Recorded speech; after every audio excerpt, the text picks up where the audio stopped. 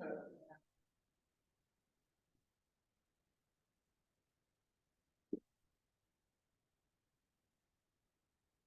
everyone, you wanna scurry on up to your seats? Sure.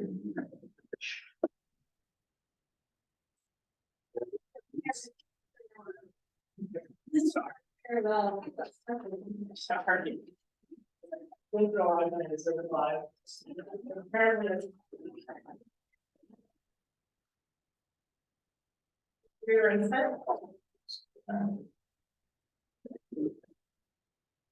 All right, so it is 6 o'clock, February 8th, 2023.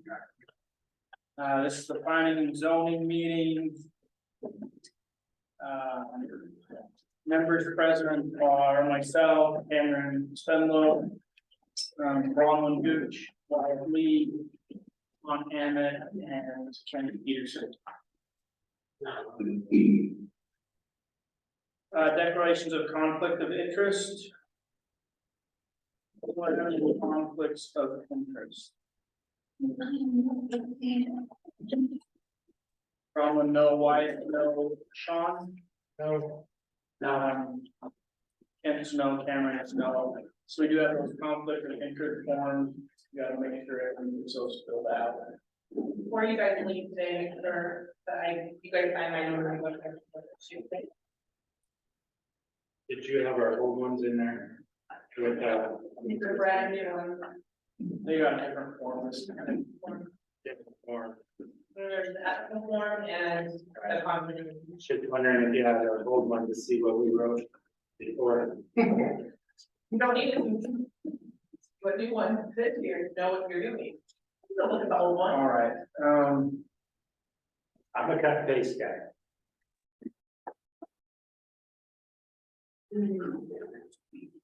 so let's do the review of possible approval of draft minutes from January 11th, 2023.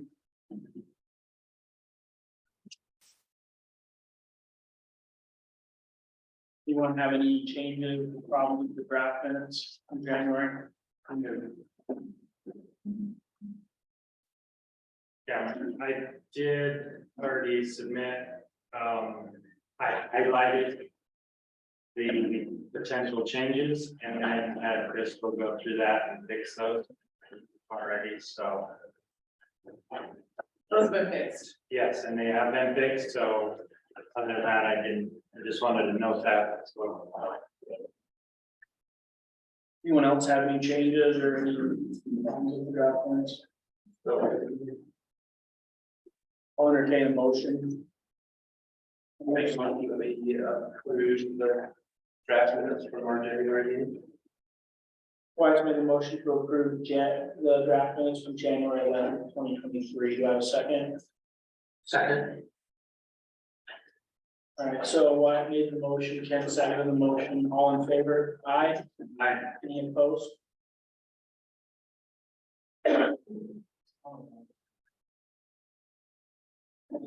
Commissioner comments. I apologize, so for commissioner comments, I guess I'll apologize. About 5 o'clock. Should just had your own meeting, I should, I do have too much though. except for it wasn't posted, so. No, I knew that. Figured something out. Sorry, if I said 5, I completely spaced it, and that's my fault. Okay. So, go ahead, Ken. Thanks. Once more. I like my new haircut too, so thank you, Ken.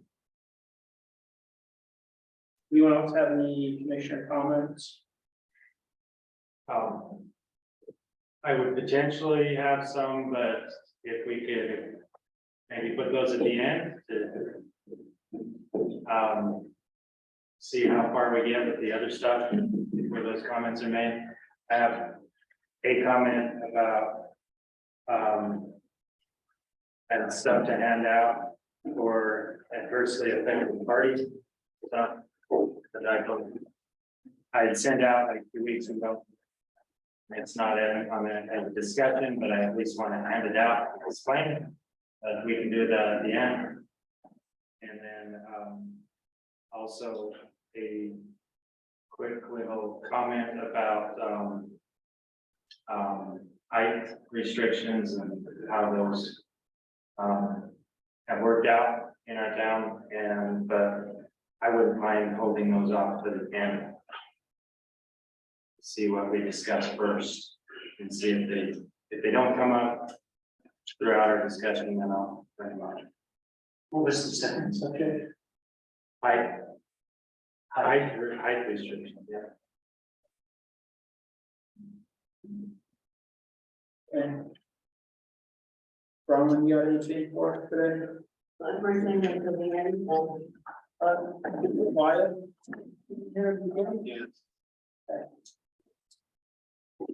right, So we'll move on to number 2. This is open forum.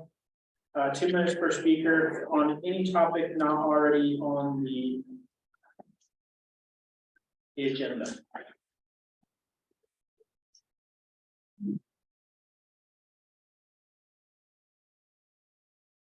Paul, Paul, you got like no public comment today?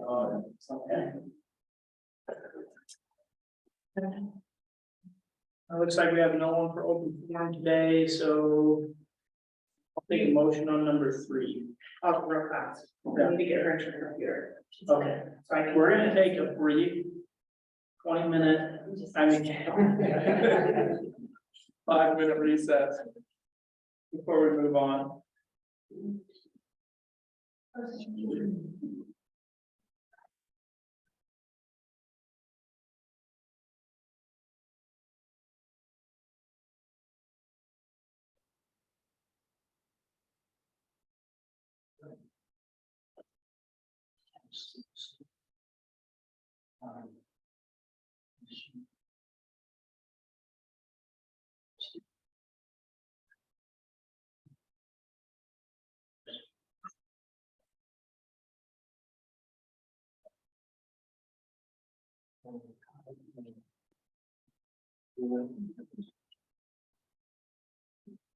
Wyatt? City council, Bill. I'm wondering what your big fella hay costs. For what? I don't know. 200.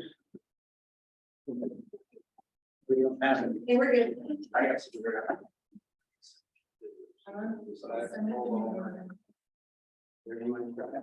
Somehow they make it. I guess concerning the light of one. I'm trying to help them. So good. All right, I'll be right back. Okay. Go ahead. Oh, my goodness, it hasn't been 5 minutes yet. I guess we're okay. Okay. We'll be real big tonight, so I don't wanna act around. I'm sure it's not enough. I'm making sure. That was good. All right. My goats are looking pretty poor on the river for some reason. Is there something in the water? Oh, I got it. Sam. Out of here. No worm them, but they might just need some little better feed for that.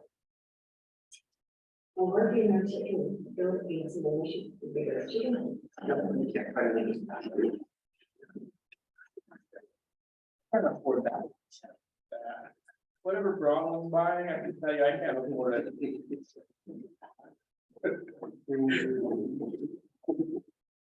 can feed your chickens, go eat that stuff.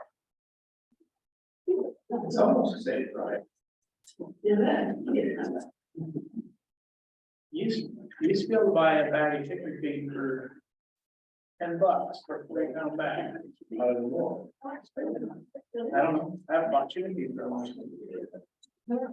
22.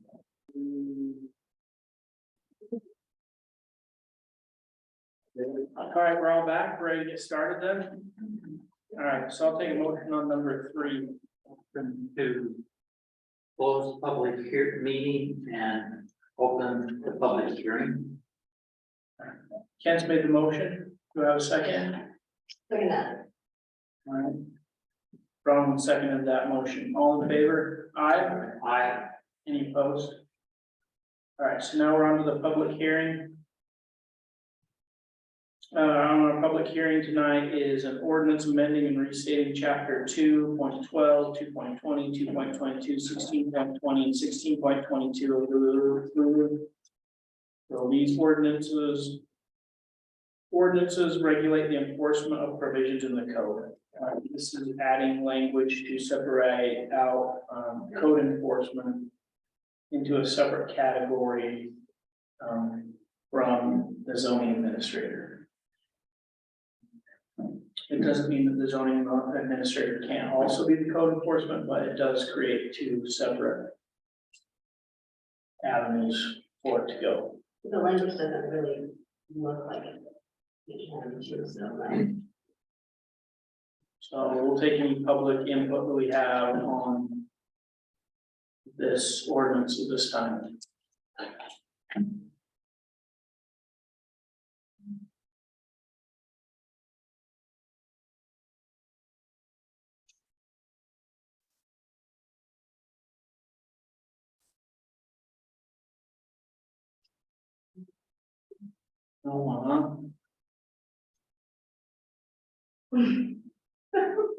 Why are they sparking?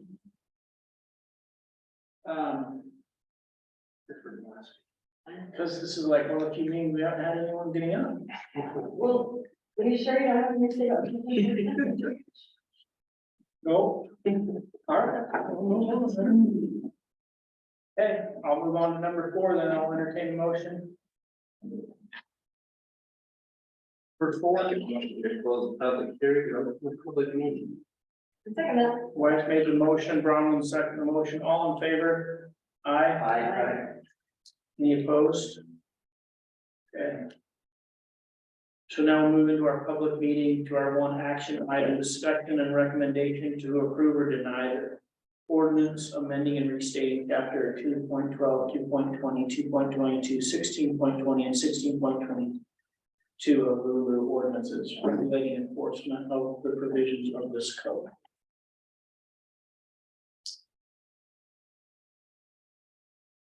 Bronwyn, you had a comment on this? You Yeah, want my only to- comment is language you in want to this, talk about this? but, Go ahead. okay, the language in this, doesn't allow for the zoning administrator or another official. Well, it doesn't allow for the zoning administrator, it just eliminates them as code enforcement, it doesn't allow for him to do those duties if it were so decided, and my understanding is we don't really know who's going to do that yet, so it would be probably for benefit to make sure that option is open. I don't know, Jean, you're here, does that need to be open?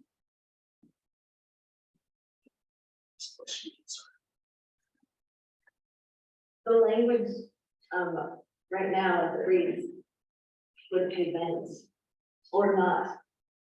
Doesn't allow you to do code enforcement if the city decided to do, or not you, but if whoever the zoning administrator is, it just. So I just don't know if that needs to be, Well, definitely has to be reworded, now, but how you guys should do it. I mean, I can say right now, the forward whereas down is not accurate. well, there's some redundancy too. Well, it says that ask to relieve some of the credit duties, and that's no longer the case. Well, that's what I mean, Yeah, I think you said. Reworded it. yeah. I think the mayor's intent was to set up to where it could say zoning administrators or compliance officer again. So these are the changes on it. Yeah. Go ahead, Sean.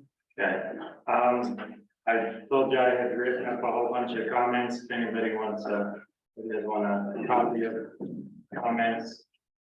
This is on there, this is your something. If you want to just review those. Everyone. Thanks, Sean. Yes.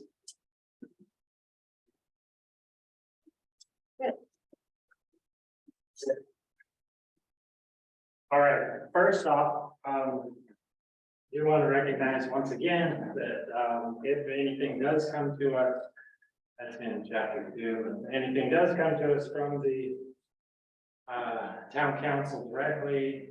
We have 30 days to act on that after a public hearing. Which would kind of put it to actually act on it. We did have a public hearing last time, so I thought it was going to be on the agenda and we just discuss it. At that point, it would have just been denied. Maybe we need to revise that as well, that says if you do not act upon it, the council, then we just push it back to them and they can decide what to do with it. And take it as a denial from us. Yeah, I thought that's how that ordered. That's what I thought they were doing, because it was on their agenda for last time, and then they didn't act on it, and so we might as well give them our 2 cents. Whether it actually gets heard or not doesn't matter at this point, because they have this, they're gonna work on it, they're gonna do as they please, but they want our recommendations, we might as well give it to them. Recommendation I have is similar to Bronwyn's. This has to be in just structurally, this has to be rewritten. So the zoning administrator is the enforcement officer with a subordinate underneath, can be an employee, somebody he designates, somebody that's designated by the council, something like that. So it follows a chain of command. That's how governments are set up. That's how it is. It just has to be the way it's written. And every one of these spots that I've made the notes on, most of that's the biggest comment was that it doesn't have that language in it. And if it's adjusted for that, that would be helpful. But I don't know if it's gonna fix the whole issue. In that case, do we need the definition for code enforcement officer? The way it's written, because the code enforcement officer would be a whole separate, it's like setting up a separate department. And we're just not big enough to have a different department. I don't believe that. Also, Well, you need it, you just need to say that it's underneath the zone. yes, so my other comment is this subject, and of course, last time I talked about how it was brought up. And it should have went through the whole process. We should have had more public input and then moved it along instead of having it be dropped on us like it was. I didn't appreciate that, but still, this is how it came to us, so we need to either deny it or approve it as is. And obviously, you can see I'm not quite in support of it in its current form, and we can't change it. So, so you kind of understand where I'm gonna vote, but I wanted to discuss it. No. So I also see this as, there's one more comment. And I'll let you. Hold on 1 second, let me finish, please. So the last comment is that I just see this as government creating the crisis and then finding the solution. And I think it needs to have a lot more public input and are we ready for code enforcement? I think there needs to be some things addressed. There needs to be somebody who can address the minor issues that have been cropping up. But having a full code enforcement would be changing the structure of our town, the small town feel. I think we're not ready for one, and our codes don't even say that. So I don't know why we're jumping ahead with making these kind of changes in Google without having a bigger need for it. So like I said, I think the crisis was created and then we tried to put a Band-Aid on it. Band-Aids can be worse than the original. More special. So, Anyone else? yeah, Go ahead, Ken. Sometimes I'm afraid what you're gonna say, Sean, and then today I thought, geez, maybe Sean and I are on the same side today. And, Then I kind of realized that, no, not really, but yeah. Um, Gene Garage was very kind to spend a substantial amount of time with me yesterday, helping me with some questions about his job and some things that he directly involved with, and some codes and ordinances. And so, Gene, forgive me as I make some comments, and Mayor Gene, if you're listening, forgive me if I make some comments as well.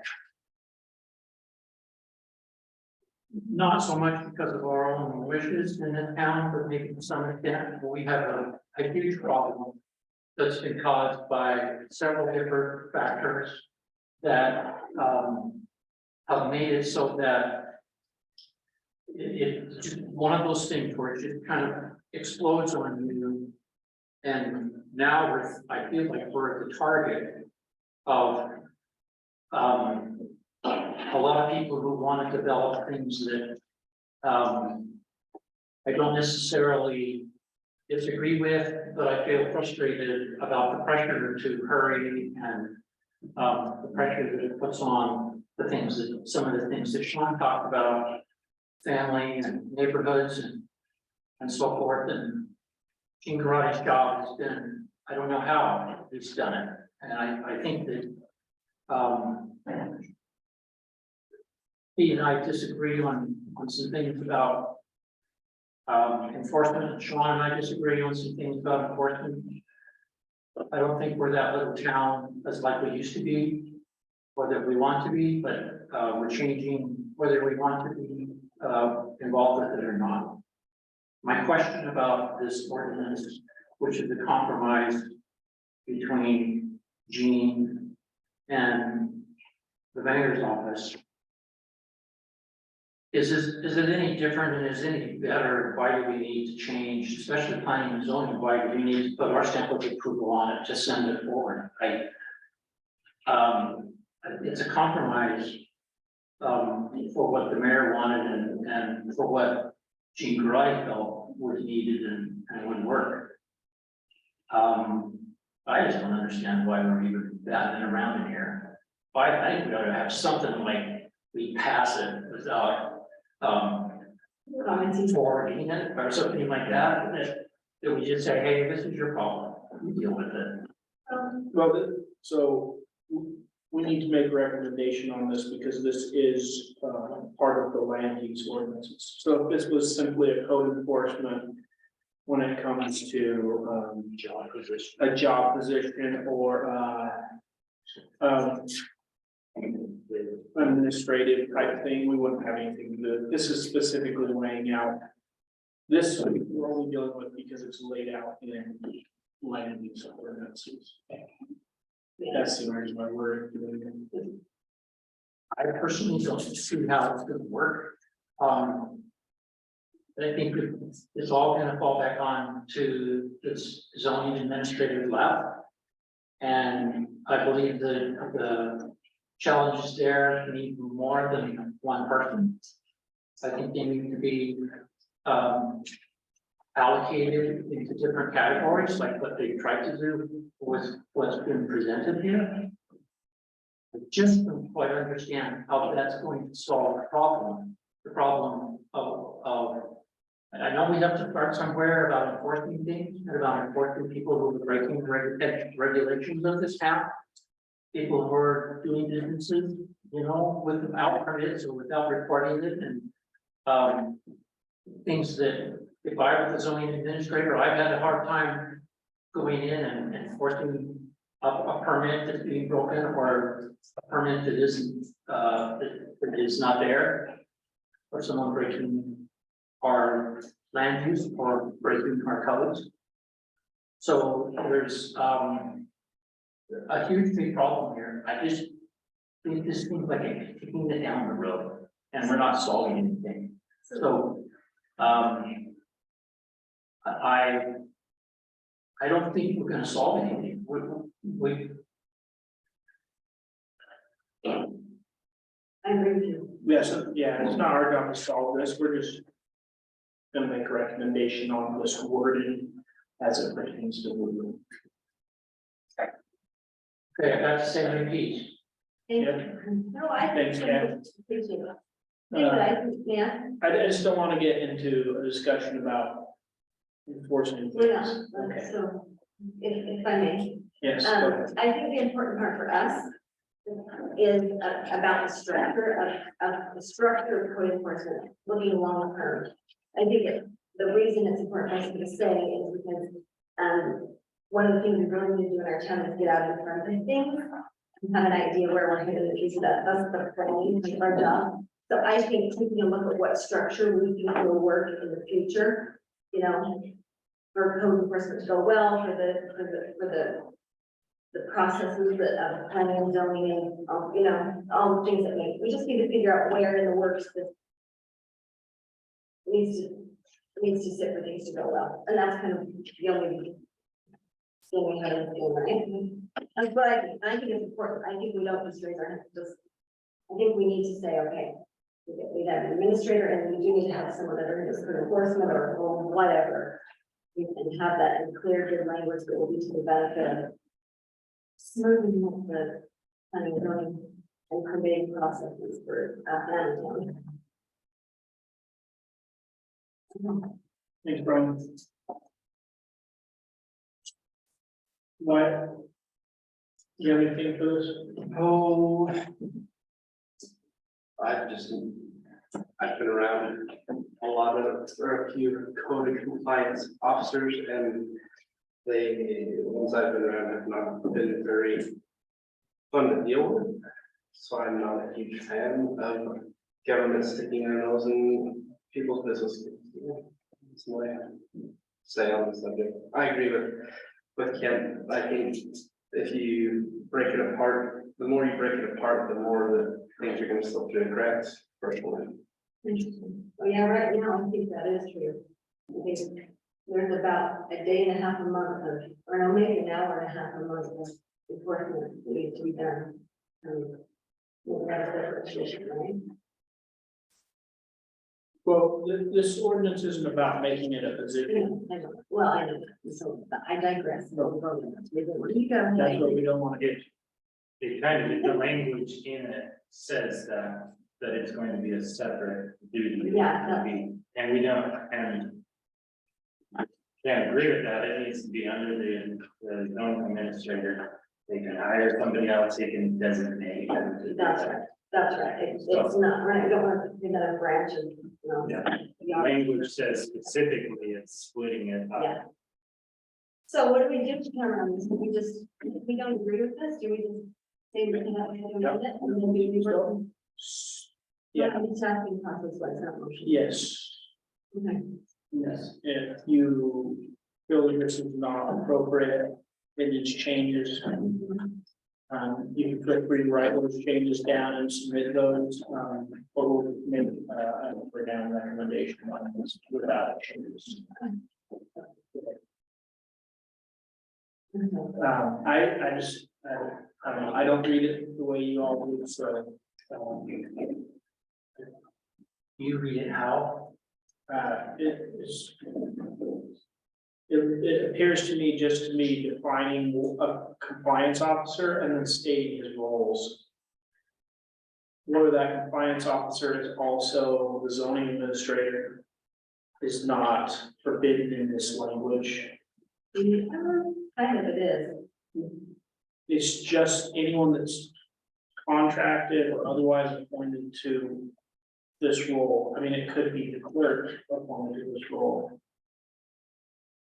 What do you think Oh, about? she's saying yes, by the way, for all those that aren't here to watch her, she's smiling, she's like jumping up and down. She's saying yes.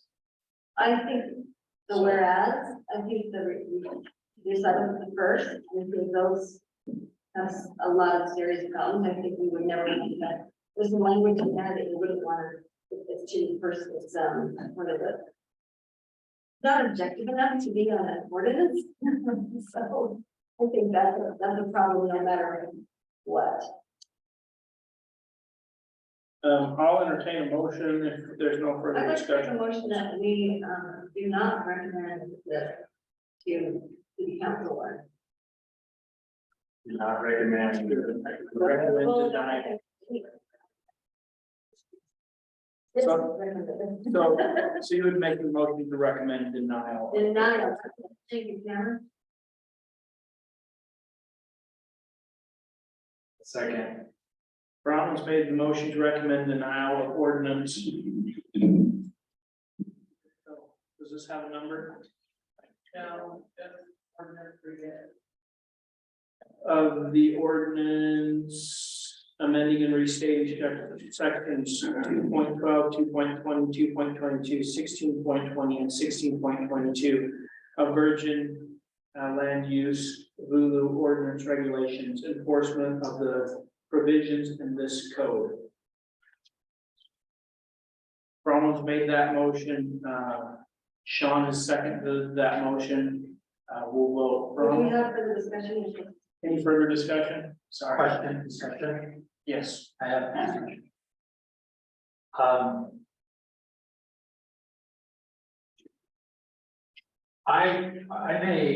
You may have misunderstood me, I don't oppose this. I can change it. And I understand, because I agree exactly with what you're saying and what, the others of us have said here. That it.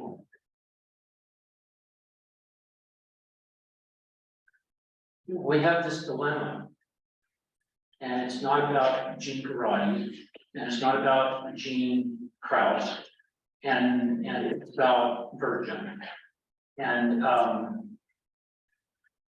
I just don't know how this is going to go forward. I'd like to see a zoning officer, a code enforcement officer, excuse me, that really does the job. But I think this town, passing this, and they will if we push it forward, isn't going to find that code enforcement officer that will really enforce the job. Well, And I understand, because I say that, I understand that there is a really strong culture that we all are familiar with in Utah and in the Great Basin and the desert Southwest. And that is, we've taken care of ourselves for 150 years without anybody telling us how to do it. And so we have that, ingrained in us and in our blood. And I'm respectful of that because I'm from that when Provo just had agriculture and a university, and that's all there was. So this is really hard for me. I think there needs to be a code enforcement officer. I don't think there will, and this comes back and I tell them not to talk about this. I feel really burning. But I'm just wondering, how we can tell the town council, and you're gonna say this isn't my job, how we can tell the town council how this town is screaming for changes and no changes. And there's this, feelings of people who get adversely or feel adversely affected. Okay, that wants to be the subject, because it's a part of it, it's a huge part of this particular discussion right now. Is who's adversely affected? Is it just the person that are on somebody's property, or is it all of us? Sorry, it's all of us. We're still a little teeny rural community. It's all of us that gets adversely affected if we feel adversely affected. If somebody's light shines in our, or somebody's stuff gets in it when the wind blows, or somebody's doing something that goes against how I want this town to develop and grow and stay small and stay a village. For the reasons that I moved here. I didn't move here for tents on the hill and our airplane campgrounds and all that kind of stuff. Not that I'm opposed to growth and income and prosperity and jobs for everybody. I just wonder how we're gonna enforce all this. so Cameron, can I ask a Thank you. question relevant to what you think, but also relevant to what you want to do? Go ahead. Can we put language in our denial of whatever this is and not recommending this? Can we say that our reason is because, you know, So- we needed to better outline. here's what I'll- Mary, Here's what I'll do. what- I will let you write up. I'll let you. Oh, thank you, Dave. I will let you write up the request for action form for this. Okay, I will. Okay. And also, you know, That's great. That's a good win. it's a big win for you, I know. Okay, request for action, I'll do that, and then, so we just make a vote on this, and then Ken will do a request for action. You will do Yeah, that. okay, and that we can, as a quorum, get together and really send just a strong message of what we think Yes, would be our real concern here. I don't think this is going to change things currently, but down the road, a code enforcement officer is going to be needed. I'm sorry. Unless you live up on, I don't know, maybe even now up on the east end of town, there's going to need to be code enforcement officers too, or officer. And it gets to a point somewhere where one person can't handle it, and maybe today, one person can't handle it. But I think his heart is too soft. I think his heart is too soft. And I think that he wants to just kind of work things out the best we can to compromise with people and make them feel comfortable. All of us, he wants to do that to me. So let's do something for the town council that says we're still strongly about this. That's what I'd like to see. Thank you. Thanks, Ken. Anything else before we go? Sean. Okay, just clarify this, Anyone? Okay, anyone else. Okay, this is just about process. We want to do what you're saying. We can't do it because this is in front of us. I'm ready to vote. yes, We vote this one down. If the council wants to do something with it, they'll do it, or they'll pass it back to us, then we can fix it. That's just process. We could have done it last month. We're here this month, was the vote. Okay, question. We'll call the question then, thanks. Everyone. We'll vote Bronwyn. Yes. Sean. Yes. Ken. Where we have a motion to Recommend denial. Yeah. Yes. Cameron, no. Wyatt. Yes. Okay, so when you're writing up that thing, the board was 4-1. what do I? Yes. And reason behind that? It's not- That's to know the reason behind. The reason is because I don't see how this is solved. No, I just don't see how these changes are really substantive. I just think they're They're not substantive, that's the easy changes. I don't think that it would be a problem. problem. I'm writing that down. That's right, Cameron doesn't understand. Apparently, I don't understand. It's not that I support code enforcement, I don't support code enforcement, it's just that You're fine with me. I don't think this does Answer. all that much, Okay. so. And, That was the hard part of it. yeah, that's our only action item tonight, the rest of the items will be discussions, so we'll move on to, discussion item number A, observation estates final plat. We should be able to pull that final plat up, this is the one that's recorded, When was it recorded? I want to see. it was recorded in October of 2021. Okay. And what is the definition on it? But So my understanding is with what we're doing with this is to fix, Yeah, where's the process? yes, we're just pursuing the process. Yeah, All right, so this will be back up for a vote and a public hearing next so. Why? because we're just clearing the process. because they didn't have. a- There's no record that it was done, and so we're going to do it. The only record of it being done is the fact that it's signed and done. We don't have record of the public hearing for it, for the final plat. And it's been almost 2 years, so. My understanding is we were just taking this, pushing it through the process, and then. We're done with it. So is there any questions about that? John, I know you don't agree, it's fine. And their overlay You're over, will only be fully approved that was our recommendation. at final plat as well, so. That was our recommendation, yes. Yes. Now the town can do what they want, but the house. Alright, anybody have any comments, concerns with this? Well, will there be, a public hearing again? Next one. So I'll make a motion, unless there's another comment, any other We don't comments? need any motion, this is a discussion only. Oh, okay. So I hear what you're saying, Yeah, this is because there's not much to talk about. I spaced this one, I should have had it on for a public hearing this time, I forgot about it. I think my comments last month were that, was that.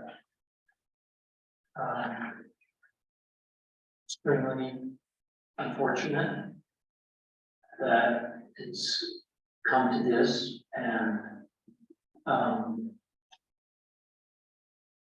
I mentioned that I don't think that there should be any fees charged again, they've already been charged. I personally believe that the project, if what I hear now has any kind of truth, is that there's gonna be parking issues at times, whether they be big tour buses that come in and fill a house, or whether it be, this is down the street from individual cars. But I'm sensitive to the people that live around there. But I will vote to move it forward if it comes up at the public discussion. Okay. If there's nothing else, we'll move on. Nothing else? All right, so we're gonna move on. I will turn the meeting over to you, Bronwyn, to go over your STR subdivision Okay, thanks. information. Thank you. First, once you get that? Yeah, that's in the folder. Okay, so this is just the leftover from last, this is what we can pull up last time. So this perfect segue, this observation statement, the perfect segue into a big problem, which has been in, I think, the short-term rental overlay zone, even though I know it was a really good compromise with the town, we filled a need when it was organized and put in place, and I drew business, I mean, it did some good things, and I get all that, but I think it's been pretty clear with this really convoluted, problematic, and maybe even, You should might do I don't know, is it working? I can talk louder. push the button. No, I think it's working. Anyway, I just think I think after watching the process, we've been doing as much research as I've been able to on this. I think the short-term rental overlay zone is a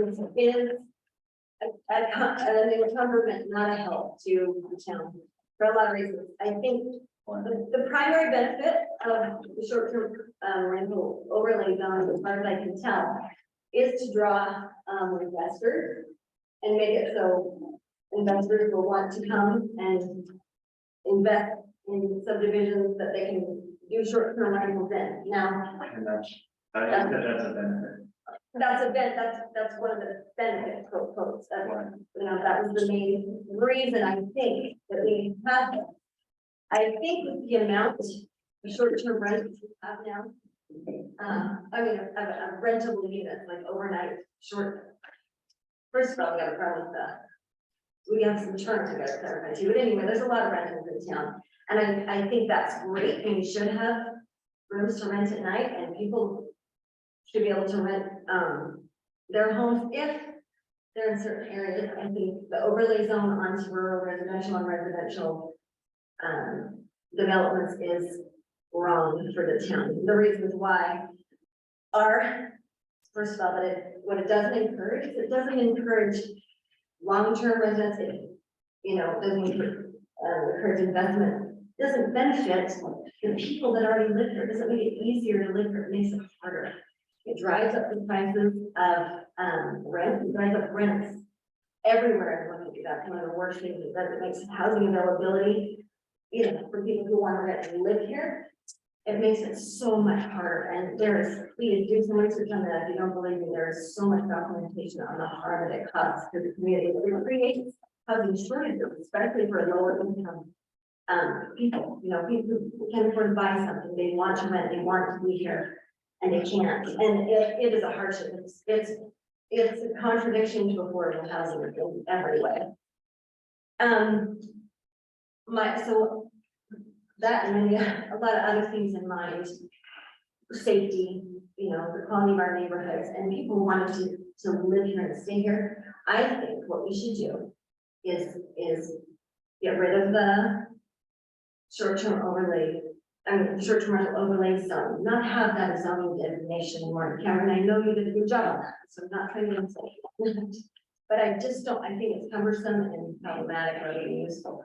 I think, and there's a lot of people that won't agree with me, but I think for balanced development, I think you need to allow short-term rentals, which are, by the way, let me clarify this, because it's something that needs to be clarified. We need to make sure that short-term rentals means single family dwellings, okay? I look for the state language, that's the language that the state uses, that is language in our definitions, that's the language we need to use because it makes it clear. We have and are getting good definitions for every other kind of rental property, for residential hosting, hotels, all of those things, boarding houses, we were getting all those definitions. We need to make sure that short-term rental is clearly a house.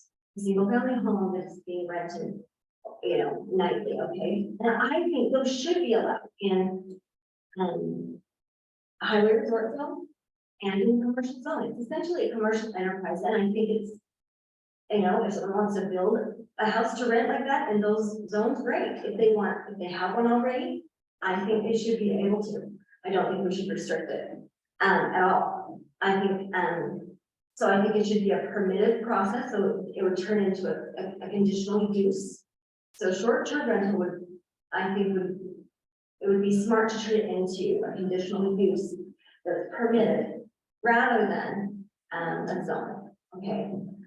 I think right now we should eliminate short-term rental. That means houses permitted as overnight stays, less than 30 days. I think that should not be allowed in residential or rural residential, and here's why. I mean, there's the noise and all the concerns everybody talks about, but that's not the primary reason. The primary reason is that what we need is places for people to live, and it discourages residential hosting, which is a great way to have low and moderate income housing and have people that are invested in the community stay here. It's better for safety. That means anywhere you're renting an overnight, anywhere you're renting, you have someone that's invested in those. Renting in a residence is someone who has skin in the game in that area. They want it to be nice. They want it to be safe. They're going to be a neighbor, not just a visitor, and that's really important in our town, I think. So I thought about it so much, I'm probably not being clear, but I would love if anyone has any questions or wants to talk about this, so we can just flush out. Do you have This. anything? So the basics are what? Everything written here? Yeah, I do. Can you put that up? This is an incomplete on purpose, because it's replacing the mayor's 60.02 I just went off of her ordinance. However, the recitals are not applicable. I've left that blank so that we can decide. I'll put that in a minute, I gotta. I don't know. Okay, yeah, so she'll put that, so what It's I, in your guys' documents. so that, in your yeah, folder. it's in your ordinance. I mean, I said, meant to be a working document. Ordinance, which, W2. That means working, yeah, W2. Oh, that's the one, because I had a whole different one on STR that is in our folder. Okay, well, that's the one the mayor wants to scrap, right? No, this is a I have different. one on chapter 40. Oh, well, I don't know what that is, but this is the one that I will, that I've been working on. It's the first time you've seen it, because we can pull it up last time. So this document is meant to just be a working copy for us to make notes on. I think the process we need to follow when we bring the ordinances is the first of all, everybody put their feedback in before we have, before we have it in a public meeting where there's nothing much we can do to fix it anyway. So it's in the state that it's in on purpose. Might have to refresh your, I have to refresh mine. Refresh your. Oh, W2. Yeah. Is that the one? That's the. Sorry, W1 is changing, well, you'll see. Okay, so let me address another problem while we're at this. I realize that there's a problem with eliminating the short-term overlay zone when we have several subdivisions who have been approved. Okay, and they have a final plat that says that we have short-term rentals. I don't think it's ethical or legal or even kind to pretend that's not real. I think we have, and it's written here, we need to grandfather them in. If they have had their final plat approved, and if they have, if they've already been through the whole process. So whether if it's been approved or if it's been reported, I think we're obligated to grandfather them into having a short-term rental subdivision. Based on the rules that apply to all short-term rentals. So as you can see, I left the whereas out. Go to the first page. Chris, we'll just go back one first. Go back one page really quick. Should get down. Okay, so I just started with this whereas. We need to fill in the whereas. We need to have, if we're gonna do this, let's make sure we have good reasons, okay? Move to the next page. So these are the things that, the balloon's gone. We can't seem to change this up, okay? So this wording is not perfect, it's just the start. So we get rid of that short-term overlays on. Is it because it's down further? This part, are you talking about this? Well, so that's part that. Let's just look at this part. This is an easy one to work with. Okay. Okay, so the orange is a question mark, like, I don't know why that language is in there, so that's minor, we don't need to talk about that right now. I think we'll need to change the definition in the short term, in chapter 2, we'll have to just make sure the definition is clear. I think we need to add, and I know you just did this too, Cameron, but I think we need to have it say single family dwelling. So we won't use, Virgin does not use the definition of single family dwelling. Okay, but why? That's very important because it's created tons of ambiguity. It doesn't. It does. Tomato, tomato. No, it isn't tomato. Because it's not about the wording, it's about what the wording says. Laws are about the word. And I know what you're saying, right? But you're saying, if I say the word is potato, and then the definition of potato is tuber that grows in the ground that you eat. Okay, we're gonna talk about Right. vegetables. Here's the problem. But what I'm saying is, no matter what I put in front of that definition, the definition still applies. Okay, I agree with you. Here's the problem. The word short-term rental has been used for too many things, even in our own code. So. Which is why we just sent an ordinance up And it's with, close, it's closer, but it's not, it doesn't make it clear what we're regulating with the short-term rental permit, okay? It leaves it open to other things that are not homes, that are not detached, single-family homes that are rented entirely. It leaves it open to other things. Now, I understand that that has been useful in certain circumstances, but I think moving forward, we need to make sure we're really, really clear on it, okay?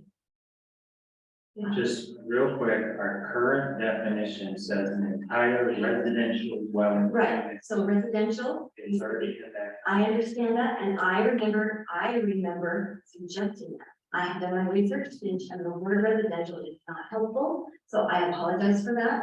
That is not the word we should be using. It should say single family, because that's what state code says, single family dwelling, okay? Detached, single family dwelling, rented in its entirety, that is the proper definition for a short-term rental, and it will clean up the whole process. We have definitions for everything else, and I realize there's some stuff in the past that gets muddy because we've used the idea of short-term rental quite broadly in our code. But this will fix it moving forward. Okay, and hopefully the grandfathering clause will keep the mess that we left behind from being, it will clean up the mess or keep our solution for the problems intact for the things that happened before. There is a difference between residential, what's the term again? Residential is the Single-family- wrong word. Single-family residence. Can't say resident, well, it's a What do resident. you want it to be?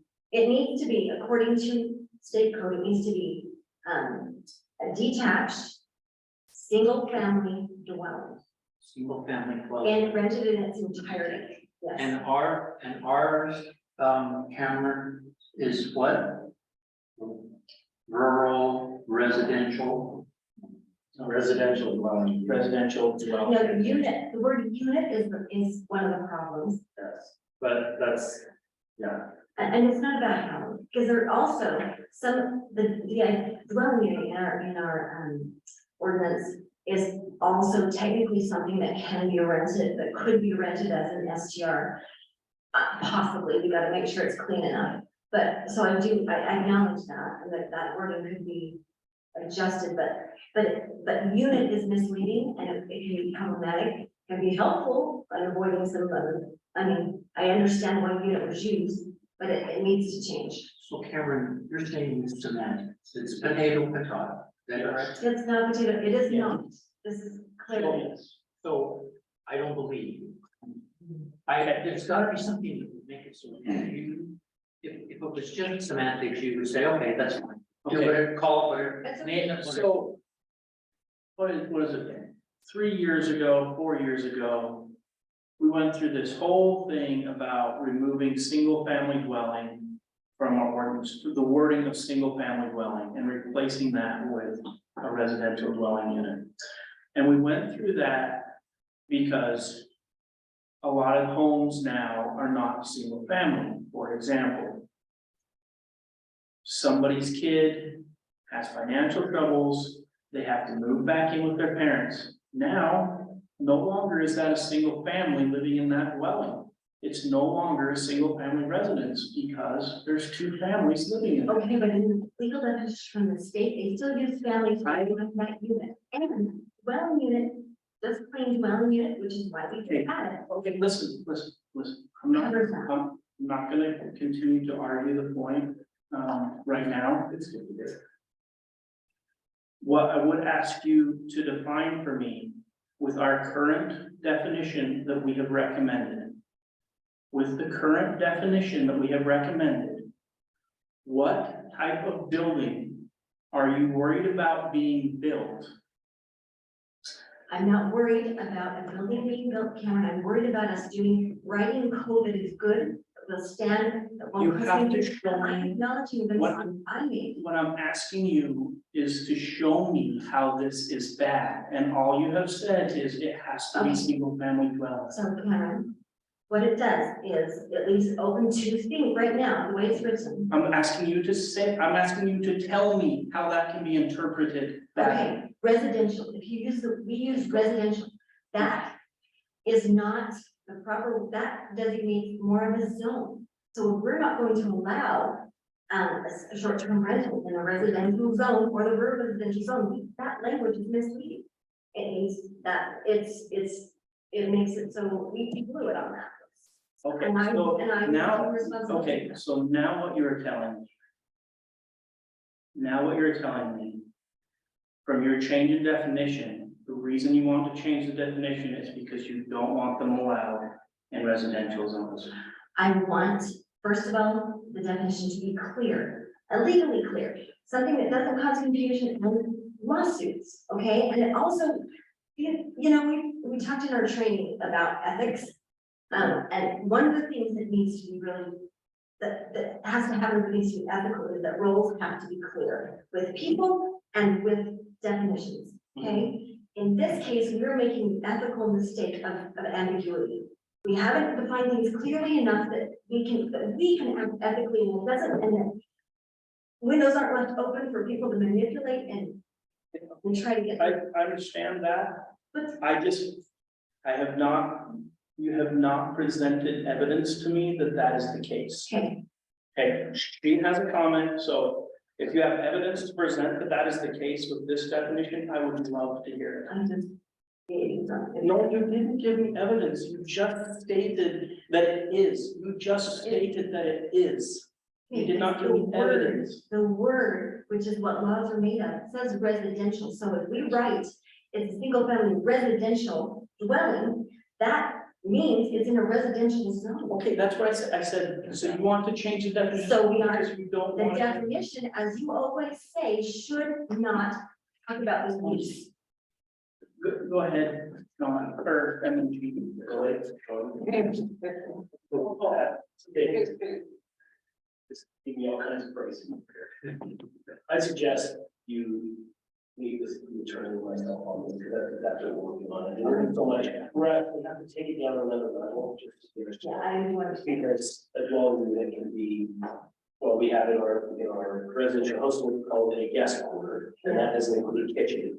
And a residential dwelling unit, which used to be a, or be a single family dwelling. So I just think let's meet with the attorney. I agree. Howard, I am not disrespecting all the work you did on this. No, I'm not, I don't think that you are, Roma, Okay, good. but what I needed to get, what I need to get from you So let me meet with the attorney and I will give you what is needed. How about that? after you, okay, Okay. but I like. For me, you can't just state it. Now, if we want to go all the way back through this again and then put single family dwelling back in all of our ordinances, I just Well, don't, I just don't want to do that again. I understand that. I It's a- think it's made over, we made that. But Yeah, it's gonna happen. I think There's cleaning up gonna is be the things first. adjusted and there's gonna be things that we find that need to be changed or improved for whatever reason. And I think this is a really great discussion on all parties that we're having, because I think the underlying problem is not what we label it. The underlying problem is that we have a very loose code here. That people are renting short-term rentals in residentials, in neighborhoods, you know, in RVs, in all different kinds of things.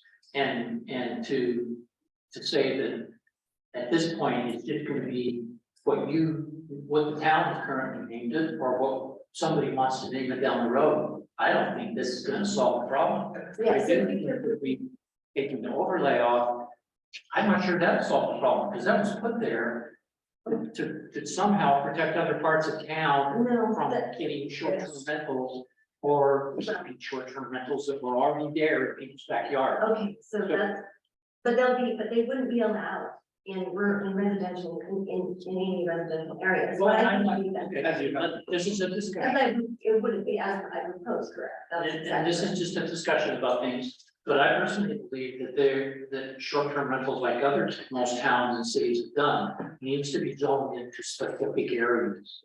And leave other areas to not have short-term rentals in them. right. So this proposal would allow short-term rentals in the commercial zone and in the residential zone. So, because it's essentially commercial enterprise, and that's what other cities and towns have found, is It is, it's a commercial activity. No one's denying Yeah, it. so, anyway, This is commercial activity right now, no other residential. I want to hear what, This lighting thing, you're right in the middle of town. I want to hear what the zoning administrator was going to say. I said, Oh, I'm we just saying, I think you're going in circles and really this could resolve Yeah. the meeting. We've already started working on this with you So trying. the main ideas are just including input conditional use, a permit that you get with the permit. And that you get it out of neighborhoods, that you protect So let me, subdivisions of our town. let me go over. Can I just summarize where I think you've been? Okay.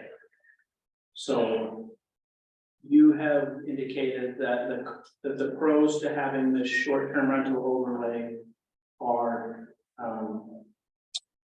to attract developers.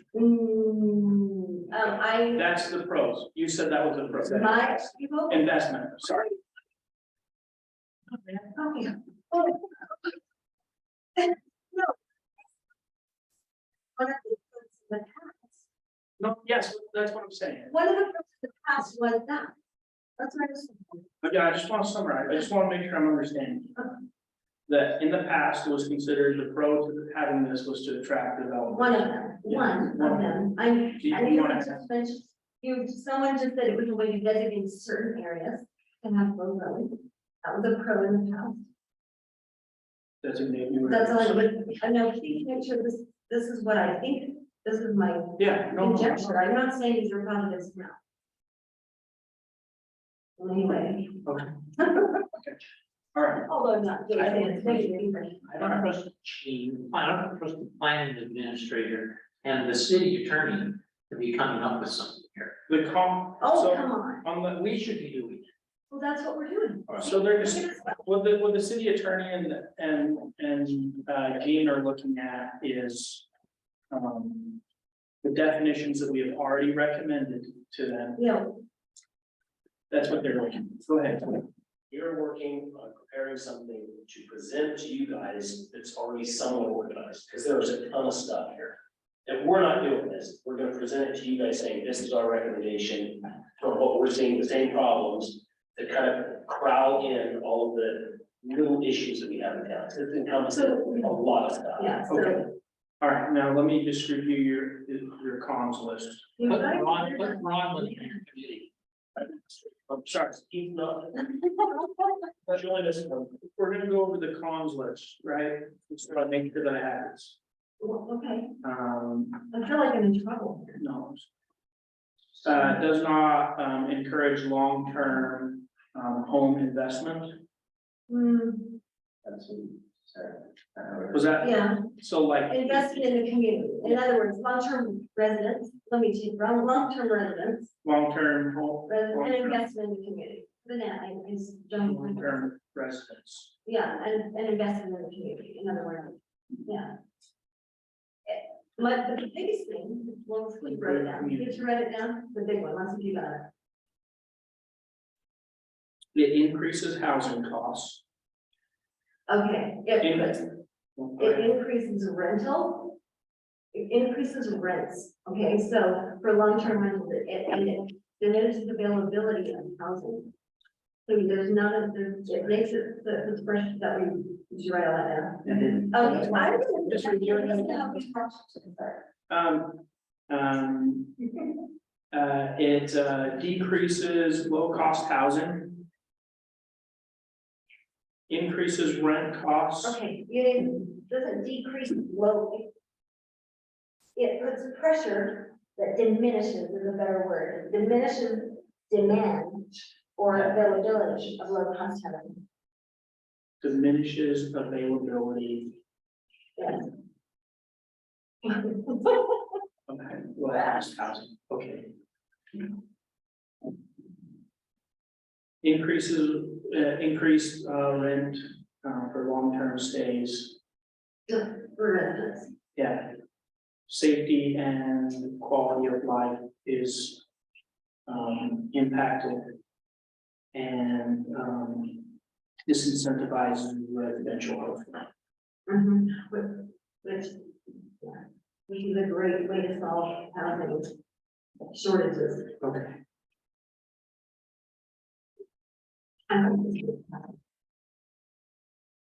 So. I just want to touch on these points right here. That need to be talked about.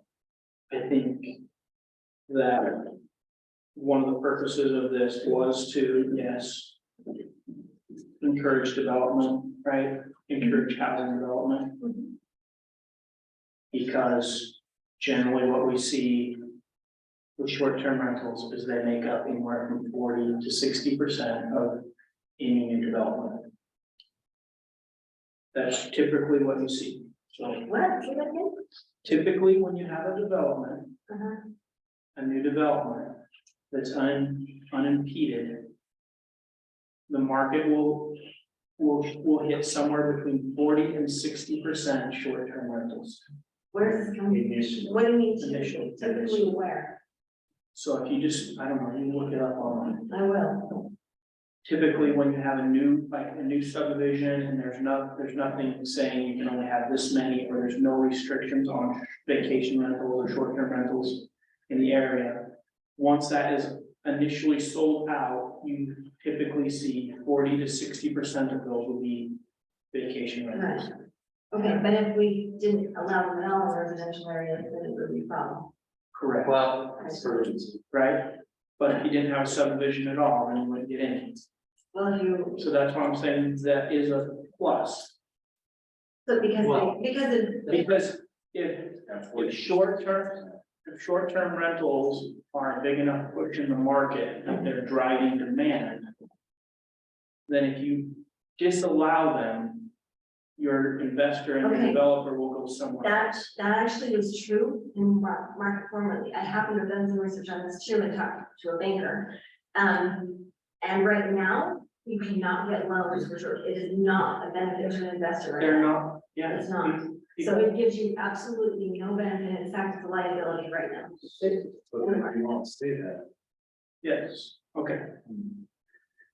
And then, so in the past, yes, that's one of the reasons why it was done. And then the other thing was to designate new areas, yes.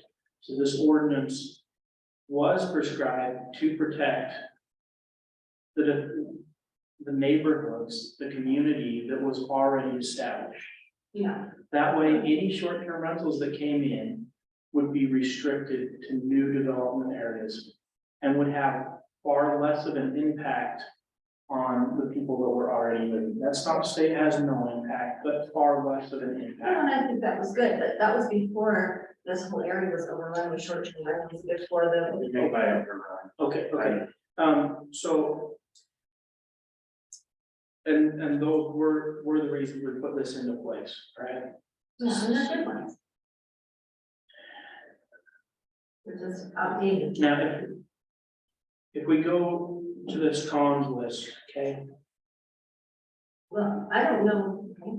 we'll go back to your cons. You wanna add You need anything to to that? know that I'm not done. Do you wanna add to those cons lists? Well, I don't know why you're turning it into a list, because this is the discussion, and what I would like to do is, but I'm. Oh, open, exactly. I'm here. Because I wanna hit it point by point, Okay, right? I wanna keep well, we it, might have to add points then, because I Okay, don't know how that's- to put narrow or Roger's. because I'd like to keep it organized, right? Because I have to keep it organized in my head, or Okay, like that. else I'll lose it.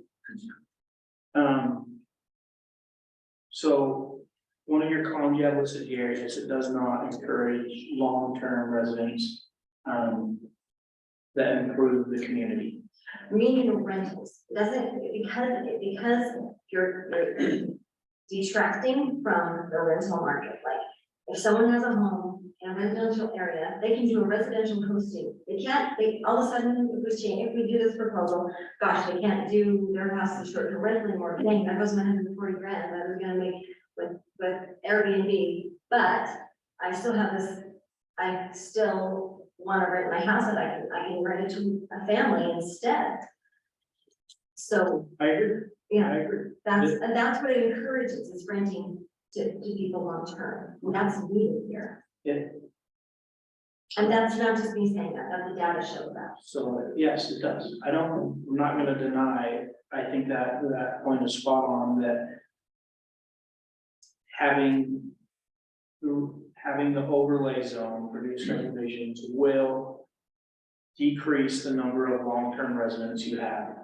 Yeah. Or that you could possibly have. Yeah. Yes, Could be a pro or a con. decrease. I don't, what Whether that's good or bad, that, I guess that depends on you, Well, but that's why I'm It will- pro compass, because I think. it will decrease the number of people.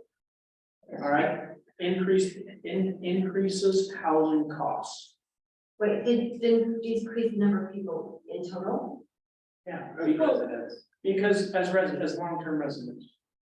Because if my subdivision, if I have a 10 lot subdivision and 5 of those end up as short-term rentals, instead of having 5 new households, instead of having 10 new households in town, now I only have 5. But that's not the way investment money, they're not structuring loans, they're not structuring, loaning money the same way that they were. You don't have to be more likely to build a subdivision now, based on what the bank wants, because just what the banks are saying, they're not loaning money easier or giving it to investors for that. They're not. So that argument is against your point. No, it's not. Because if they're not arguing, if investors and banks aren't lending money For short-term for rentals. short-term rentals, then we don't even need to worry about it because no one's. gonna- No, that's not how you make a code, by just saying, he's not bugging us right now. Oh, that's not an argument for you. Well, no, but yes, it is, because what you're trying to say, you're trying to say that, gosh, we won't get people to come and want to live in our community if we don't have short-term rental overlay, because, I can give you an example of that. okay, well, I can give you an example. but that is what you're saying, though, I right? can give you an example. Wait, first thing, that's what you're saying is, investors don't want to invest, and I'm saying, well, the banks aren't agreeing with that, but please give me your example. That's what you want me to give you an example, right? Sure. Kent, how many lots in that subdivision next to you are there? So they have houses on Really, Sierra Bell. there's 3 houses out of, I think, 16 plus lots. That's not why, and that's not evidence of what you're trying to argue. So the Why evidence there's is no, because So what you're that, doing, the owner of the subdivision wanted to do short-term rentals in there. Or he wanted to do duplexes in there. The town told him no on both accounts, and so he said, screw it, I'm not gonna sell these lots. okay, and I get that, so here's the thing. It's not, with this many overnight, short, this is where I'm trying to get confused, but hotels, motels, and rooms for rent. Okay, but the number of those we have here, it is not a benefit, we're saturated, it's not a benefit, it's not creating tourist town, it's not a benefit, it doesn't create balanced development. Tilting the balance further toward just overnight guests is not gonna help us long term, it is a detriment. I got you. So, I understand I understand that's your position. well, Not, can you keep going? okay, I'm only arguing against, Also, as housing demands grow, which is no question it is going to grow. If there will be people buying here, there will be development here, it's not gonna, there's no way it's not gonna happen. So our job is to choose the development that's gonna make the best community. By far and wide, the evidence shows on many fronts so, that residents that stay here is balanced development works long term. okay, so. I'm gonna stop going through your list, because you just keep coming back to. That's what a discussion is. That's what But you your just- list of.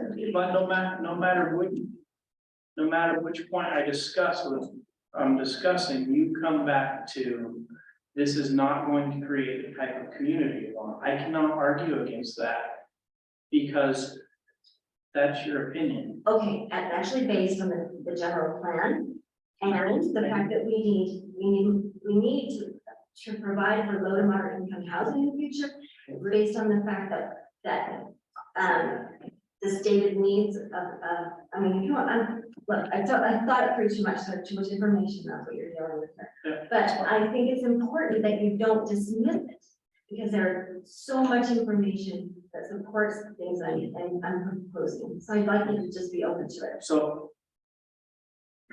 I am open to, I have said this before, I am open to anything and any ideas that will create an atmosphere and will create an environment for an affordable home which by that I'm defining as something under $300,000. The problem with that, Cameron, this is a totally different topic, is where we live. You cannot create market conditions to make prices lower. So there's that to think about. Well, then why are we even worried about it then? Oh, let's just throw it down. Just throw it in. So what, but having residential hosting and not driving up market prices over, you know, with overly tourism-based housing will keep the prices as low as they can based on the other market factors. It really will, Cameron. If you want a family environment, please examine these proposals because they are steps toward that rather than away from it by far. I do not. Okay, so if we switch back. I have no problems with, the most affordable, let me start over. The most affordable zone we have in town is the residential zone. Because it is more dense, right? Smaller plot. Less density. Less expensive. I have already proposed language to ban short-term rentals in that zone. Where I disagree with you on the short-term rental thing is with the rural residential properties.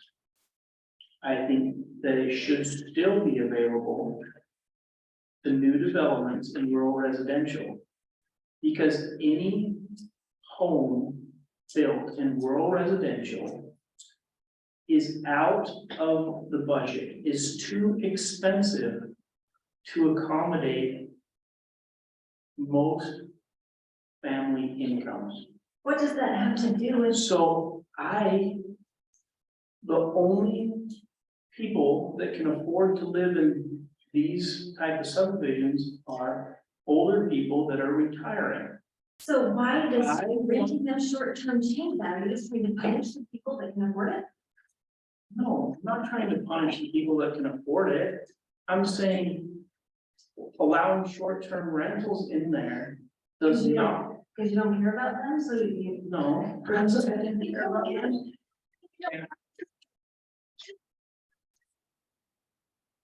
I don't understand how that has anything to do.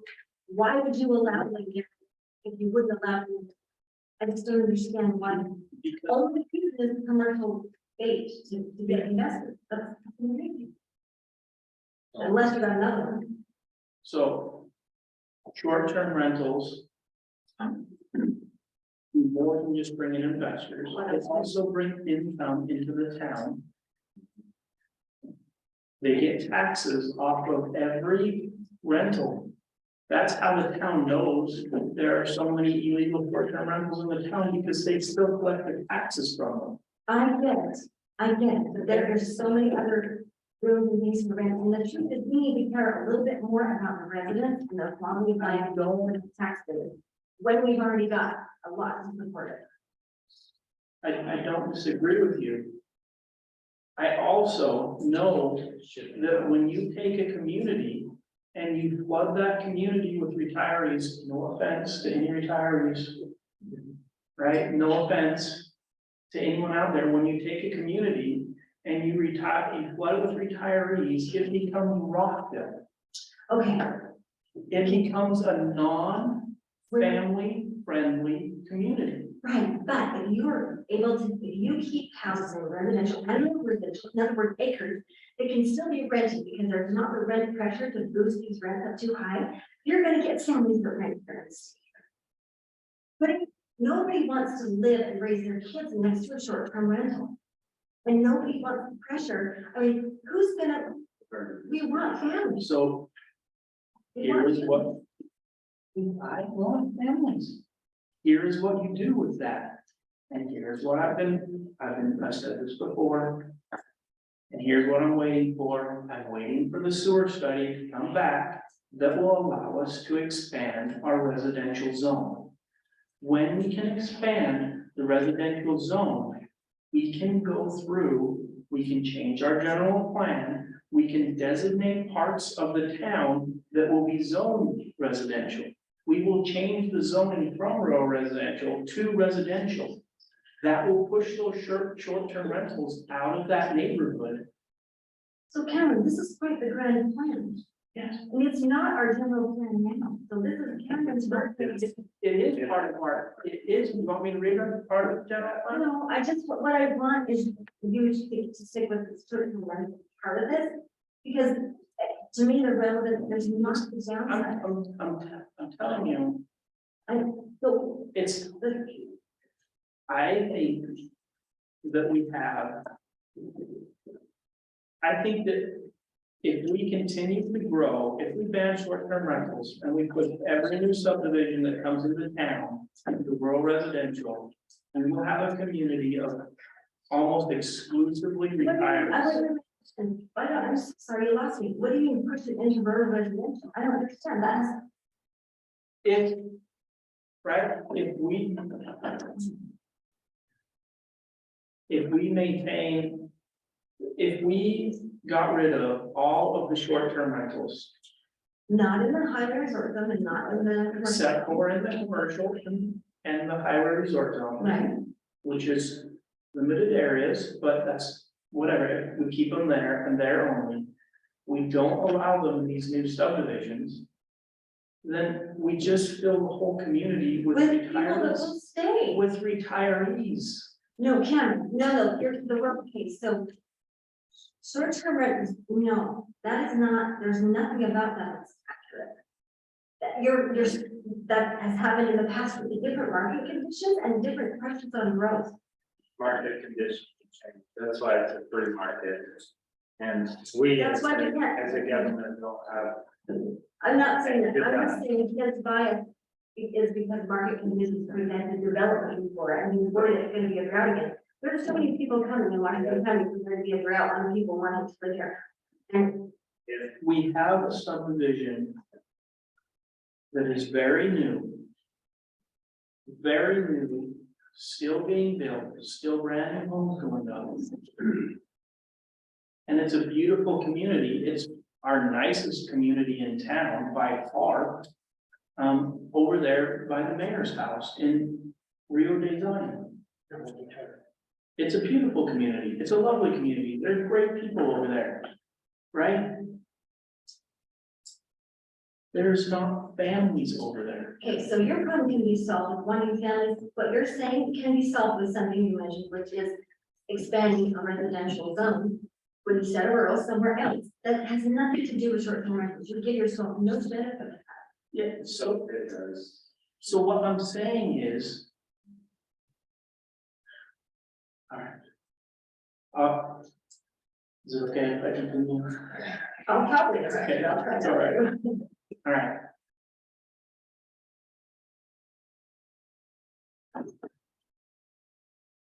If, what I'm saying is.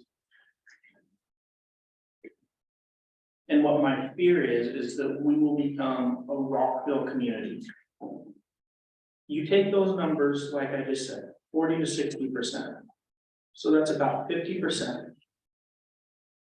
Those are current numbers. They're not, Cameron, I'm sorry. I can guarantee you're not gonna get 100% of every home in these new subdivisions to be short-term rental. Hold on. We'll take your. Then.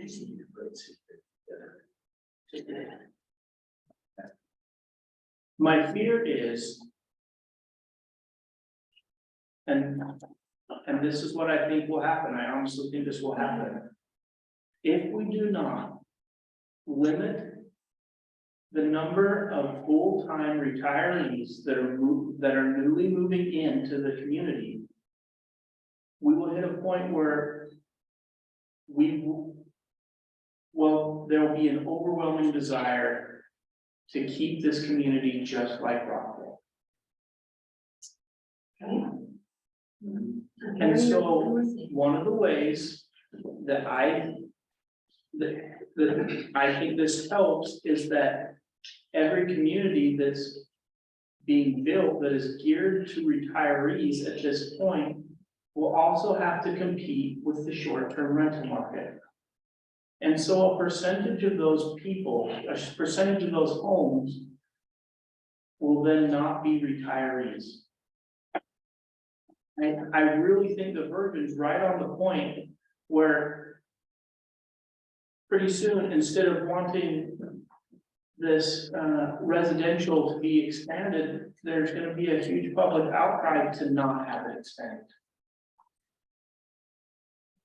And that outcry will outweigh the people that want to expand it.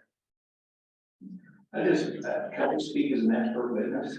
Go ahead. I built a home in Little Valley, St. George area in 2001, and at that time, Little Valley itself had 3 subdivisions that were all agricultural based. There was a couple of subdivisions up on 2450 South, and then over by the Virgin River, there was a community that was all like between 1 and 5 acre agricultural zones. You may be familiar with what I'm talking about. One of the favorite places I've lived since I came to Washington County for its family arrangement was out in Little Valley. And it was a collection of doctors, lawyers, mechanics, financial people, people kind of from all walks of life, that every single one of those families was there because they wanted to raise their kids with agriculture. Lambs, hogs, all that kind of stuff. It was an amazing, amazing community. So I kind of came out there and over and all that. But the thing that I learned from that process, I'm watching St. George come and all around it, there was a tremendous demand for people who want that lifestyle for their families. And they have just taken that right off of them, and nobody that wants that lifestyle can find it in Washington County anymore. And if there was a place where that was available, you might be surprised at the people who move here who want to raise their families that way. So So, let me ask you this, yeah, is our current rural residential that? I'm sorry. Is our current rural residential zone that? What year is it at? I can say right now, if I was starting over life, I'd be right working with kids. I tried to make that. So I agree with you. And if we wanted to set up an agricultural type zone that was 5 acres, no problem with that. Well, that's what people do with their acres, though. If you have a minimum of an acre, you can do that kind of life. My experience though, is when people come and subdivide, even though it's rural residential, what we get is desert gardens. What we get is Sierra Bella, what we get is Rio Design. I'm not saying those are bad, but I'm saying those are not agricultural developments. Oh, I have some evidence.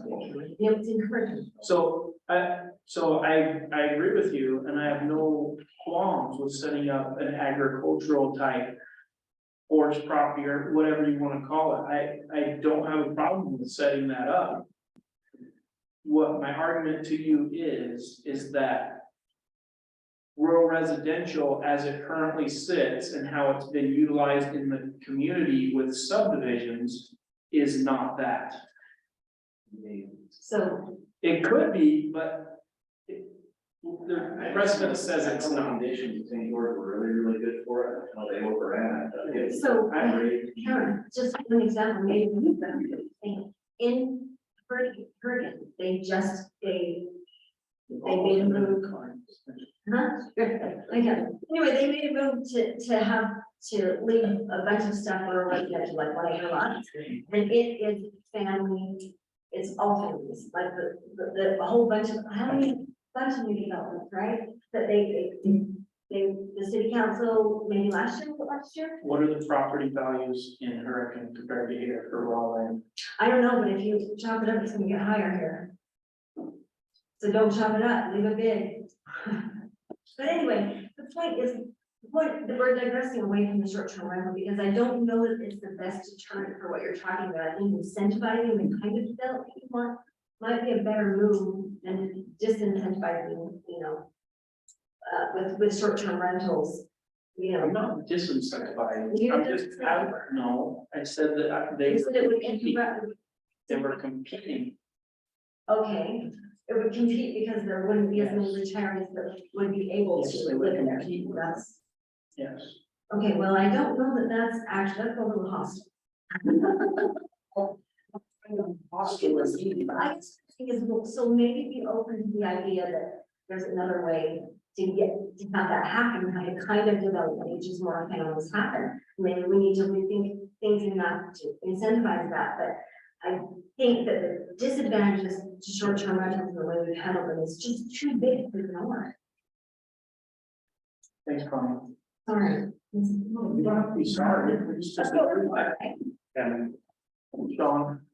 wouldn't mind jumping in and throwing a different perspective on this, because it's been, I enjoy listening to the. Oh, thank you. Okay, the debates. Okay, there are a couple of things, I agree, you know, it went from agriculture to nothing, but before that, it was my hunting grounds. So, and then there was houses on it, and then I couldn't hunt on it, so, I'd rather see a hunting ground. But that's not gonna happen, that's not in my favor, the reality we live in. So a couple of things, benefits. Yes, we were talking about benefits and designating areas, that was important at that time. But one of the biggest things was property rights. People who said, hey, I want to develop my property and do what I want. Why are you coming in and doing anything with it? The state legislature was trying to follow that and say, look, okay, we're gonna make it so towns can't just completely restrict short-term rentals and then have a code enforcer go and slap fees and fines on them. They were trying to regulate that because cities were getting way out of hand in over-regulating Right, AUs. right. So this is what, okay, and there's plenty of cons, there's plenty of benefits either way. The income thing is important. The most burdensome development for a city is residential. It is by far. It always is gonna cost more to have residents than it is to have some kind of commercial development. This is a buffer between that, and that was one of the reasons why they said, you know what, it's going to come, let's see what the market's going to allow. And for years and years and years, nothing happened, even though we even had it allowed. So it was interesting how the market is barely catching up, and now we may saturate, and they might not even develop these into short-term rentals because you can't get loans. Market catches up, so we've got to keep that in mind. But if a portion of those could cover the costs of that development in a way for the town, the infrastructure, keep upkeep, and everything else that comes along with residential, that could be important. Unless you have another way for residential housing developments to cover the costs long term. If there's another way, I'd be more than happy to hear that, but I don't know. Isn't there, what's the tax situation, So- sorry? I'll write it down. Yeah. So then, yeah, there you go. It's all about grants. If they can't get a grant, they can't do it. But Sean, I'm gonna ask you, John, maybe you will, can I? Get residential hosting, I mean, there's. Yes, I agree. So I want to go through, I love. That's tax, right, that has a tax. event. Yes, it does. It Okay, can. thank you. Is it gonna draw the family? Maybe not, but could it, you know, I've told people, hey, if you can't do short-term rental, do the residential hosting, but they're only gonna have, depending on how they set up the home, a family may not be most appropriate to also have I'm not saying they can't. I'm thinking. And long-term rent and then others, short-term rent, that's possible. That's how we have it. So look, you said conditional use, that is permitted, but only in highway resort and commercial. Now that Okay. could change, but So, if it's a permitted condition, if it's a conditional use. And down the road, the development balances out, we could easily make it Yes, conditional use in other we've places. been trying to get away from conditional use by having the regulations that would be the conditions already in the code. And I believe we have a lot of those already set. So having a conditional may not be necessary, Okay, is what I'm saying. yeah, that. So keep I that. don't know that well. The proposal that I had read and I thought we were gonna be discussing was not having any residential.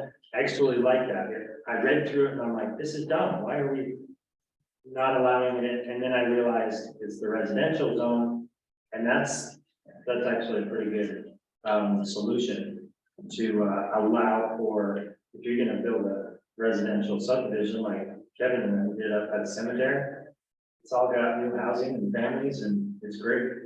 And that's the kind of development we want to attract. We're not building it, we're not developing it, we're just saying, hey, look, you wanna build something, this is a good idea. And let the developers and investors, Well, we don't want too much of that, take care because it's so expensive, right? it could be, it was affordable to them, that's why they built the house, that's why they spent in housing thing. To the town. No, another development that about the minimum price point on their houses are gonna be support the community. Oh, Yeah, I mean, oh no, I mean, it's good, because we get a lot of I taxes. didn't from know that, that, I know. I mean, the smaller the lots, the more it's doable for a town, because then you don't have all the infrastructure, the streets and the utilities.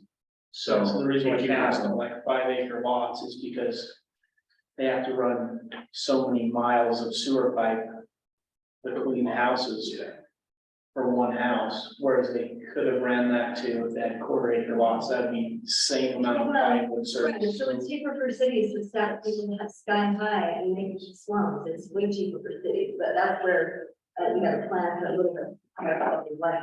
One of the other reasons that it was done the way it was with the pushing it out into the new subdivisions was because, and we put it at a 5 acre minimum, maybe we could put it at 10. Acre minimum instead of the 5, so you wouldn't have stuff put in the middle of any current residential. So along with that, maybe a proposal also to say that it can become like a buffer between commercial. You say it's commercial development. Let's make it a buffer because it's not really commercial and it's not really residential. Mm. You have the same impacts as residential, even though you have cars going in and cars going out. Just like a residential, you don't have cars constantly all day long like a business would. You see the difference on impact? You'll have people flushing toilets, but you don't have them flushing toilets like at a mat. But you also, So it's similar to residential impacts, but it's not residential. It's infrastructure wise. commercial. So if it was if we allowed it as a buffer, if they are adjoining, okay, I'm trying to explain, if they adjoin a commercial or highway resort zone, So what? and that development was there between that and residential zones or rural residential zones, then it would be a buffer. Well, there's not even the width for that kind of buffer right now. can No, not in the middle of town because we don't allow it here. I ask you a question? So like, what you're talking about would be like at the bottom of the hill in American, how they just build all those houses and then they put a big motel right in front of it. So instead of you having your house right next to the motel, allowing a buffer zone for STRs Yes. instead of, So if it's not next to a commercial area, so right now, our residential, if it's right next to a commercial, you have to put up a wall, you have to do all. But wouldn't that have to be allowed STR in commercial zone, and it's already got that. So what he's saying is, so like. You're saying put another zone. No, Use no, the buffer? No, He's saying he would restrict STRs as a border use in rural residential that, For border using rural residential, so you that couldn't, doesn't make sense, well, maybe, you couldn't take it and put it in the, like, for example, Al Cannon's place, it's right in the middle of residential. There's no commercial, well, actually, they do have highway resort next to it, because they do border the Monk property. no one problem. but it sticks out in the middle of residential, so it just doesn't make a lot of But sense. I think we have an interest in preserving rural residential as far as 1 acre too, like, the only thing you said that I think is good, as far as, so I haven't thought of ideas, maybe the really big plots, I don't know, we're saying 10 acre, I don't know. But I don't think we should do it as a subdivision as an overlay zone, that's what I think. So you're right, I don't think we should do it as a zone, we should allow it as a designation. If somebody wants to come in, they just designate it, they put it in their CCNRs. We have the CCNRs doing the restrictions that we require, like John's subdivision over there by Rio de Zion. He has restrictions for the size of the house. He has restrictions for the parking. He has restrictions for who does the enforcement. It's all in there in his CCNRs. We don't have to do nothing as a town. That's how it should be set up. That's how, and it should just be, if you want to designate it that, you have to do it in the time of file back. But if we also want to say, well, we also want them just to be able to buffer those commercial areas. If you want to do a short-term rental subdivision, it has to buffer a commercial or highway resort. That might be an option that could kind of bridge this gap, because we don't want it in the middle of our town here. But out there where there's no development right now, no one can rent a house that's not built. Right. No one can buy a house that's not built. Short-term rentals get people to start that. Down in Merkin, lots of short-term rentals went in. Guess what? A lot of them are now long-term rentals or Well, they actually sold. made it so they can't short-term rent. Not as much, it was mostly the market.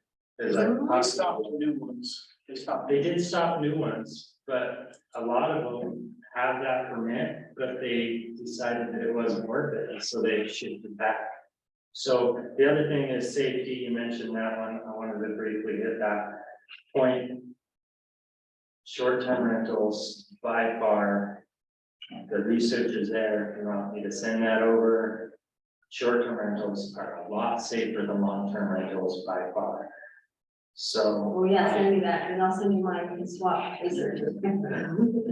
yeah, I mean, if you're talking the party houses, but how many towns don't have already codes and things that can shut those down pretty quick? They've addressed that. That was the big thing in short-term rentals, is they're just big party houses. We can do that through like John's place. He's like only allowing the small, or the smaller homes, okay? We get 14,000 square feet, yeah. Obviously, they're gonna have a lot of people there. So allow those CCNRs to restrict those kind of, houses to go in. That takes care of it. We don't have to do that. Allow the CCNRs to do it. So there's just a couple of ideas. I don't want a zone, I want it as a designation in new development. It can be whatever size you want, maybe we'll put it against commercial and highway resort. Let's, start looking that direction instead of just saying, no, we don't want to develop. Because enough of the population said, yeah, that's okay. We want it to grow that way and do it in that manner, rather than just say, no, we don't want anything and end up like Rockville. That's the biggest thing in every survey, every public meeting, is we don't want to be like Rockville. Yeah, I think we should, I wonder how residential hosting, we have, that needs to be a part of this discussion, because I think the influence of that We makes, should encourage it. We should, Yeah. every way we can to encourage that well, over. but honestly, everything I'm finding, the way to encourage it is to reduce short-term rental thing, that is, it's a parasite. It doesn't, We made it so restricted to do your short-term rental subdivision anyways. You have well, to that's have a not, that management whole process company, is the you nightmare, have to so have for that. sure, I hope you heard that. So I Okay, don't. well, thanks for. I had someone make a suggestion, it was kind of interesting about this topic. So this was kind of in response to, when we set the last one to the town council regulating the number of occupants or whatever for the short term. And so, We're gonna talk about that in a minute. okay, so he made the suggestion that the city, for the city to require, like a $2,000 escrow deposit from the management company for incidents. And then, they must maintain that deposit with the city to continue to receive a permit. And then have a penalty per permit, or for like $250 a day for operation without a permit. I think that's great for STR. Just- Yeah, just. That's smart. Yeah, that's a STR, that's smart. That would be for, I don't think that would be appropriate in a commercial zone, but in a residential zone. Why would it be appropriate in a commercial zone? Because it's commercial zone. So basically, Require all your businesses. You would have to- Yes, actually. basically, it's just, it's the whole, STR in a commercial zone, why would we do that? basically, it's just, Because there's people that have houses. Because it's a commercial, just take it over. it's commercial. So they wouldn't have to do that? Well, you can't treat one, you can't, are you gonna require a hotel for the deposit? Yes. In the, in, a house that's in a commercial zone. Which there are a few, right? There's lots of them. So if, Yeah. if they get that permit, when they, if they got an STR permit, then they would just, that would be part of it. You have to treat uses Similarly, But STR is separate than any other. but it's a similar use. commercial. You know, being commercial, you're calling it commercial. That use. is, okay. You can either have original or permitted, which means it's the similar use. Well, I'm. They- I'm not worried about that, 'cause I don't- Go ahead, Wyatt. Basically, the idea behind it is for your third party management company or whoever to keep them accountable to what's going on. And so if the cops get called on the town and they cops get called because there's too much noise, they charge the town $500 for response or whatever, then that comes out of their $2,000. So they have to come in to the town and pay up their deposit to continue leasing or continue keeping their permit current. Yeah. Ken, you have any comments? You agree with Ron? Yeah, Yeah. Thanks, Ken. I think this is obviously a really difficult challenge for communities like ours. And I've always thought in your comments, stuff, thinking about, you know, senior retirees coming to our community. Well, every community in Southwest guys, retirees coming from California and living here. I'm not pitching, it's not being but we're smaller. We are, as I said before, we're the last of the six in the Zion corridor. And so here's where the property is. Rockville, I've always liked Rockville, but I don't, they don't have anything commercial other than maybe there's some bed and breakfasts and There's like 3 bed and breakfasts at Grand College. I think that's how the residents of Rockville want. That is, yeah. And so we can't do that. We're, you know, I think we have a different geography that they do as far as that, and we have different graphics. Yeah, to a certain extent, I agree, but you're really surrounded by BLM and But what? your public lands that kind of restrict. Us, Yes. absolutely, absolutely. And we're not a big community as far as our boundaries and our acreage.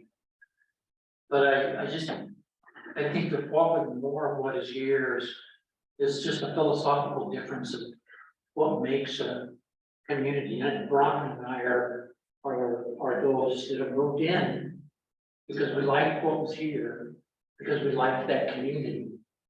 We didn't move here for short-term rentals, we didn't move here for motels or hotels or, those kinds of things. We moved here because we wanted a rural residential, place, in near Zion and in this area. I think that's where seniors and retirees are coming here, is they're coming for the geography, the nearest to a park, being away from pollution, having dark sky, all those different things. Where does short-term rentals fit in? I would guess that there are people in this, I know there are people in this room that have short-term rentals. And so it plays into our economy that way. How does it affect the other businesses in town? I don't know how it's affecting the Marriott or I guess that's maybe the oil, the wildflower. I'm not sure if it's pulling some people away or if it's a movement and change in society today, short-term rentals, that's going to be the future. And the big commercial operations, such as motels, hotels, etc., RV campgrounds, etc., are going to have to look at that competition on a long term and build and adjust their sizes and so forth to be able to be successful with those businesses. So I would love to have some conversations with some of the hotel owners and see over the next 5 or 10 years how they feel short-term rentals are affected. I'm sure this has already been studied and done in places along the coast in Southern California, where basically we didn't have motels in the old days. Now there's short-term rentals all the way down the coast, and the motels are competing with that. I don't know what the studies are. This is a really hard problem. And I just appreciate the discussion amongst us, making sure we're up to date with what we want on our land use and agencies. And that there might not be something better that would work. My feeling is I'm against short-term rentals because I really don't think that they create community. I think they're just a commercial operation for the most part. And I can listen to Jay Lee and he can tell me about the wonderful people he's met from all over the world. And I've got to say that's something that I would like to. I do. I go out and hike and bike and walk and run in the BLM, and I run into people who are out there camping and doing the same thing from all over the world, and really need to have that connection. So I really appreciate Ron, because I'm in her camp that we look at things hard. I don't know that the overlay is the best answer. And I think we're questioning that today more than anything.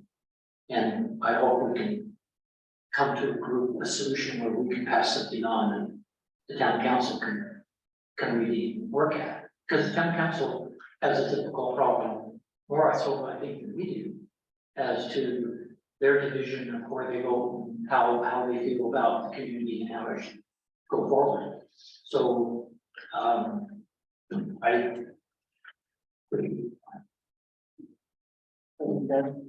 forthright.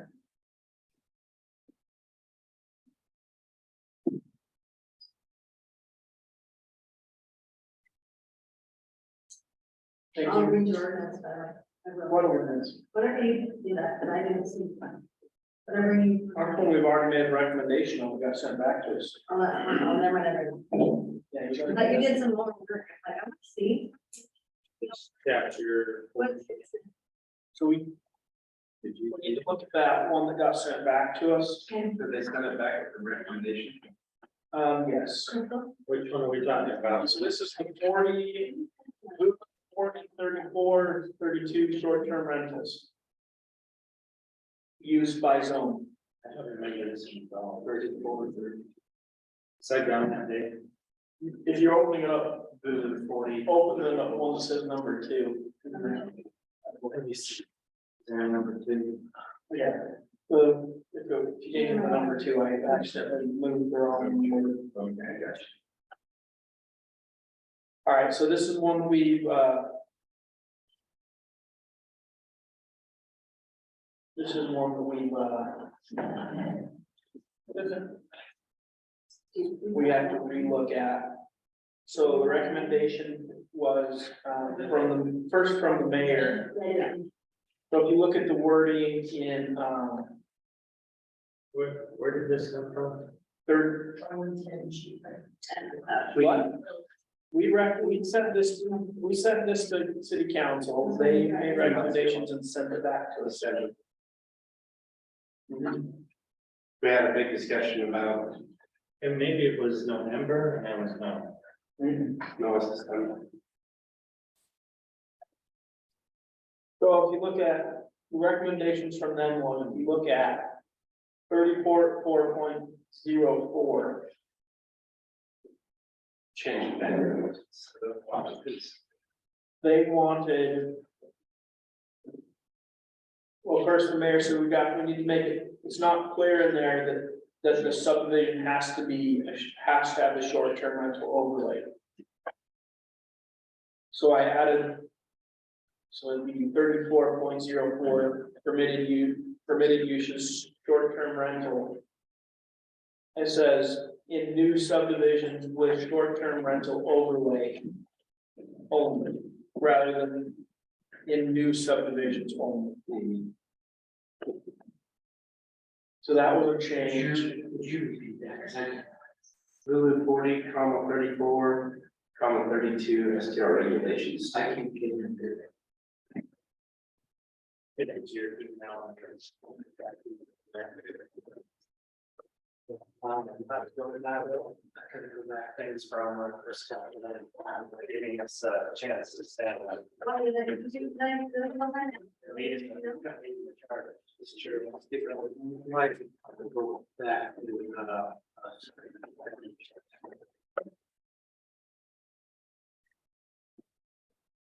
Crystal,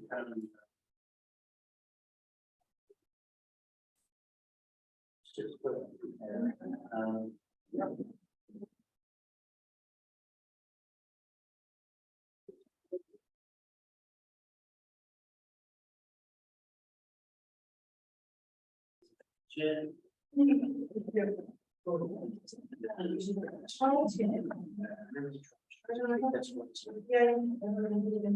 Well.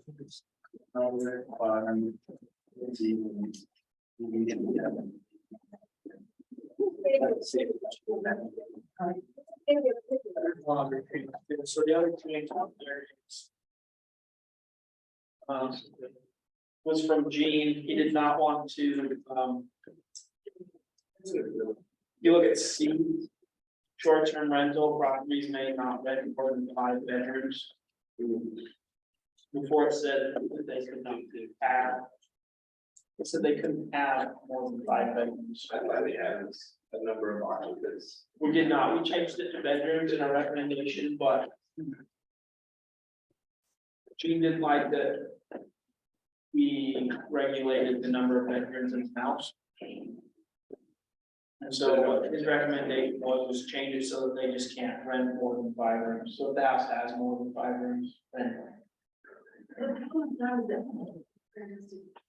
Regulate, I mean, the truth is, it's regulating. That's regulating the use, and I don't know, that doesn't make sense to me, I don't know why you're not making a look at this new subdivisions and then. Not do an STR if they build a bigger house, or making that choice to begin with. So. That's true, Did you see that? that's true, if Devin, you make did it, you see that? That's what happened. that's true. Maybe the camera caught it. I don't have a problem with you, I didn't have a problem with the way it was written before, this is the way. This was the feedback we were getting back from this town council. So essentially it says, essentially it does the same thing. Please, it provides a must walk all. We didn't have that in mind. Yeah. Right, so if they're bigger than that, they have to close those ones down. That's not, how do you word that without? Oh, I thought they were pretty dang good job on the show. No way you can enforce that. Yeah, we kept all of our doors closed. Yeah. Yeah, but if it's enforced because if there's a complaint that's filed against them because they broke the rules, then they can have their STR permit pulled.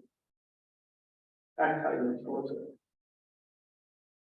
Through the complaint process. So, but then you're regulating them by bedroom, and what if there's only 10 people, which you can have 10 people in 5 bedrooms, and they each have their own bedroom? What? You can have 2 people, it's regulated by the health department for 2 people per bedroom. So then technically you could have up to 10 people in a 5-bedroom place, right? Yes. So then why can't you have 10 bedrooms and 1 person in each room? You're just being smart. Common sense, logical, you know, it's, that one's gonna be just, I don't think we should have that in there at all. We would need an ordinance to be written some other way that it's total. Total, yeah. I don't know how to. No, do I it. think that's, I I agree. tried to think of different ways, I looked up different ordinances from other places, none, I couldn't find one that had anything that was regulating the rooms. So that made it difficult. We do regulate the residential hosting, but that one's easy enough because you already have a family living in the place. I don't know, I don't have an answer for that one, but I know that this is not, this. I wouldn't even really enforce that, so. Yeah. Well, there's an issue with the enforcement. STRs In general. already, Yeah, so we don't need more. How are you doing? Exactly. In our current definition. Too, that just brings up another thing, we already have it saying that you can't have tents. And you can't have the travel trailers, motorhomes, we have that in both the chapter 60 and in the definition. We're trying to remove it out of the definition, and just keep it in chapter 60. Is that necessary to have it here? In both that? Or are you just trying to clarify it better by having it in no canvas in Holden Park?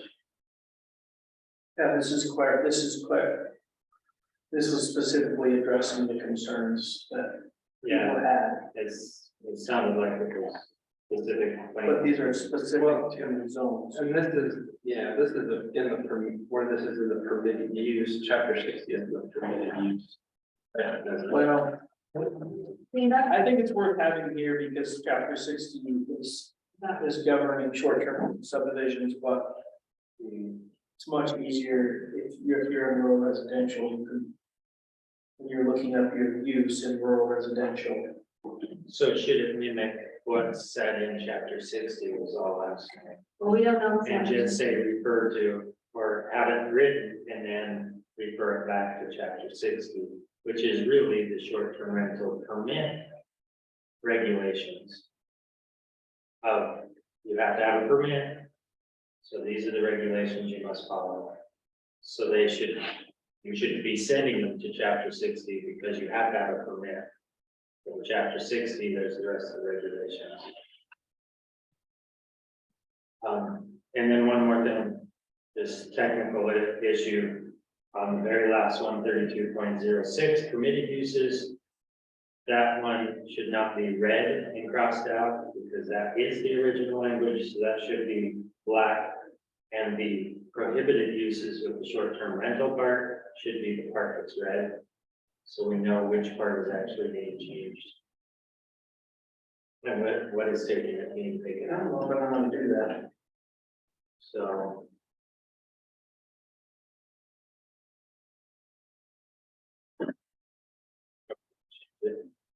Yeah, you can. If it will let me know. So that was just a technical thing, I guess.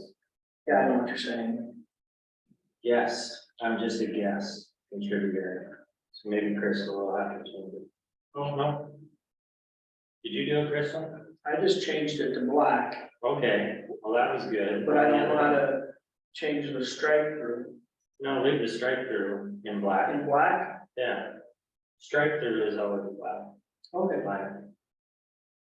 So you know it's being, it was there and we're taking it out, the other one just needs to be red and I'll take it out. Okay. But I like the idea that. The other thing, technical thing is more just being more transparent to the public is instead of just 32.06, we should have it the title of residential zone above there. So people know we're talking residential zone, and this is what it's gonna say. And then, of course, rural residential on 34 and commercial on 40. That makes sense. And then just those definition things that I think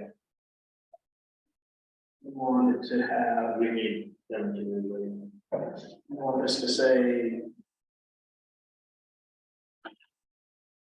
You just want to say residential zone above 32.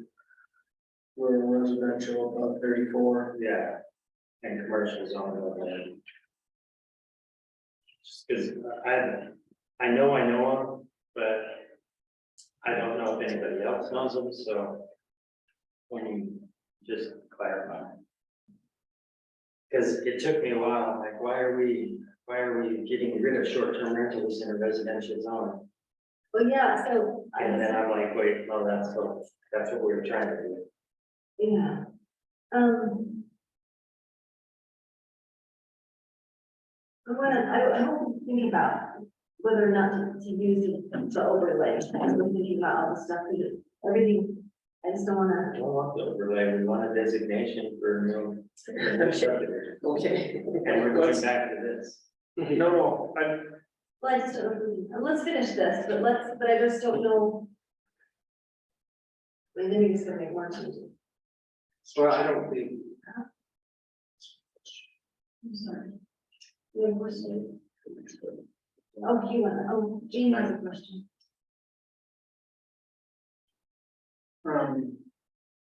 You look like someone right now, I can't remember. Toby's handsome. He's so handsome, sure. Dapper.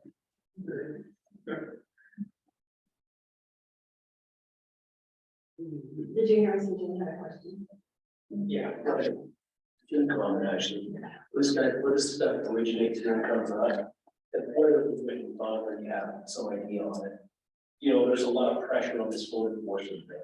And we've got to have something enforced. But the thing that residents, I think, sometimes fail to understand is there's a limit on what you can do. So let's say we put into our fees and punishments or whatever in the municipal code that it is a class B misdemeanor with a $500 ticket if you rent more than 5 acres and if those bedrooms or extra bedrooms are not locked.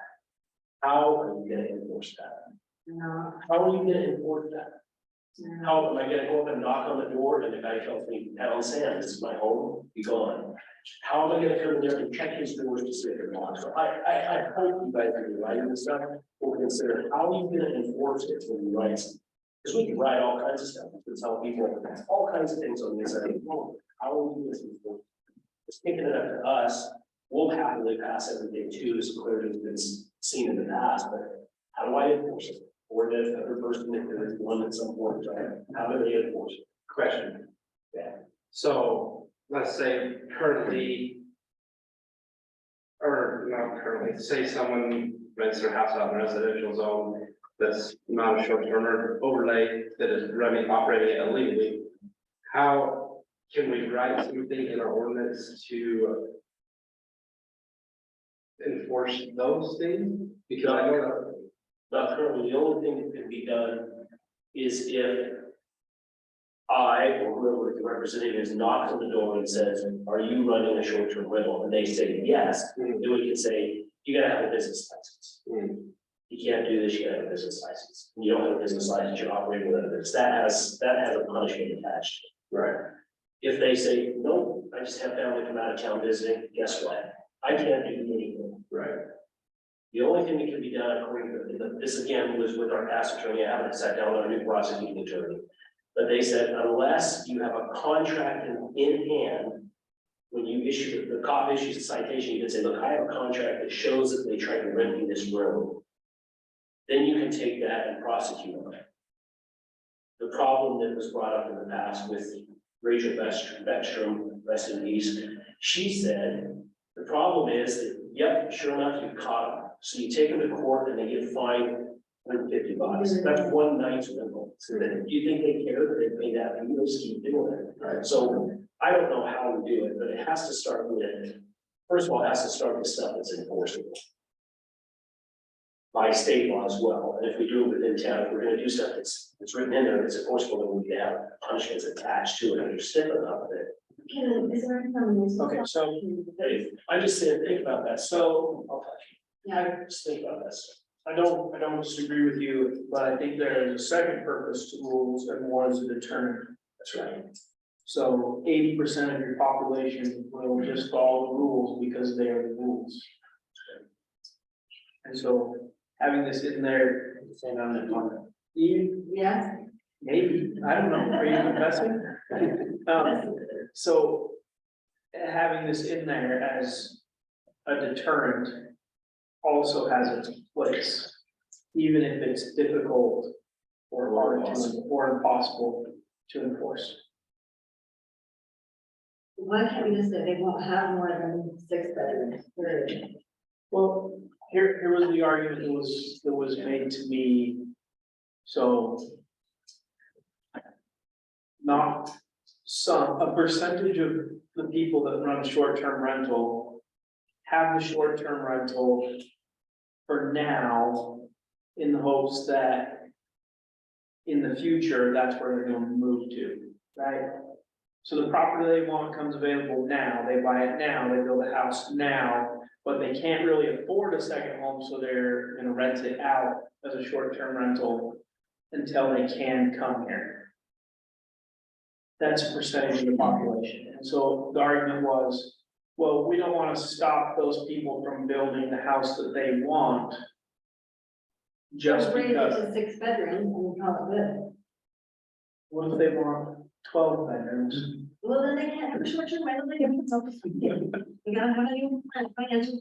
I'm just telling you that was the argument. Yeah, it's not a bad thing. I think maybe just to simplify that, Now, make it 6 bedrooms and. the concern is what you don't want, what the community doesn't want is they don't want a party house. I get it, but I think in my mind, and I'm one of those who would want a party house, I'd rather make it a bedroom more and not have that kind of enforcement problem. So. Yeah, I don't know, whatever you do. I am open, Yeah, the party house is the thing that needs regular. Thinking not the short-term rental, because Oh, how are you gonna do? I mean, do my- that? It's my- my birthday, John, go away. I have, 30 people in my house, so what am I gonna? Yeah, my charge from the ranger at his house. What's the difference? Karen's out of town, his kids throw a big party. Yeah. Grandma's complaining. I really hope so. On topic, where's that music coming from? I'm thinking, That you guys hear it? Oh, it was somebody was bopping. Okay, so let's, because we still got a couple things to get through tonight. Okay, What would you guys like this to read as so that we can send it back? All right, it seems like the concern is with C. What do you want that to read as? For our recommendation. So we can have it for public hearing again and resend it back. I just think this is hard because this is not in process right now, I feel like we should So finish. I would suggest that you separate, right? So Okay. You can't have your ban on short-term rentals, it's best to If I can have what? get if you can't have your ban immediately on short-term rentals and My ban. your ban on short-term rentals, your proposed ban on short-term rentals in rural residential, this is the next best thing. Well, This is baby steps. okay, baby step. Are you willing to, are you willing to go on, I mean, are you willing to have more discussion or are you just gonna? Of course I'm gonna have I ever stopped anyone from bringing an ordinance? No, to you're this? just aware. It's because they can't stop. Oh, It's because I'm used to my being I'm gonna start wearing sunglasses. So you can't see. let's all wear sunglasses, that would be.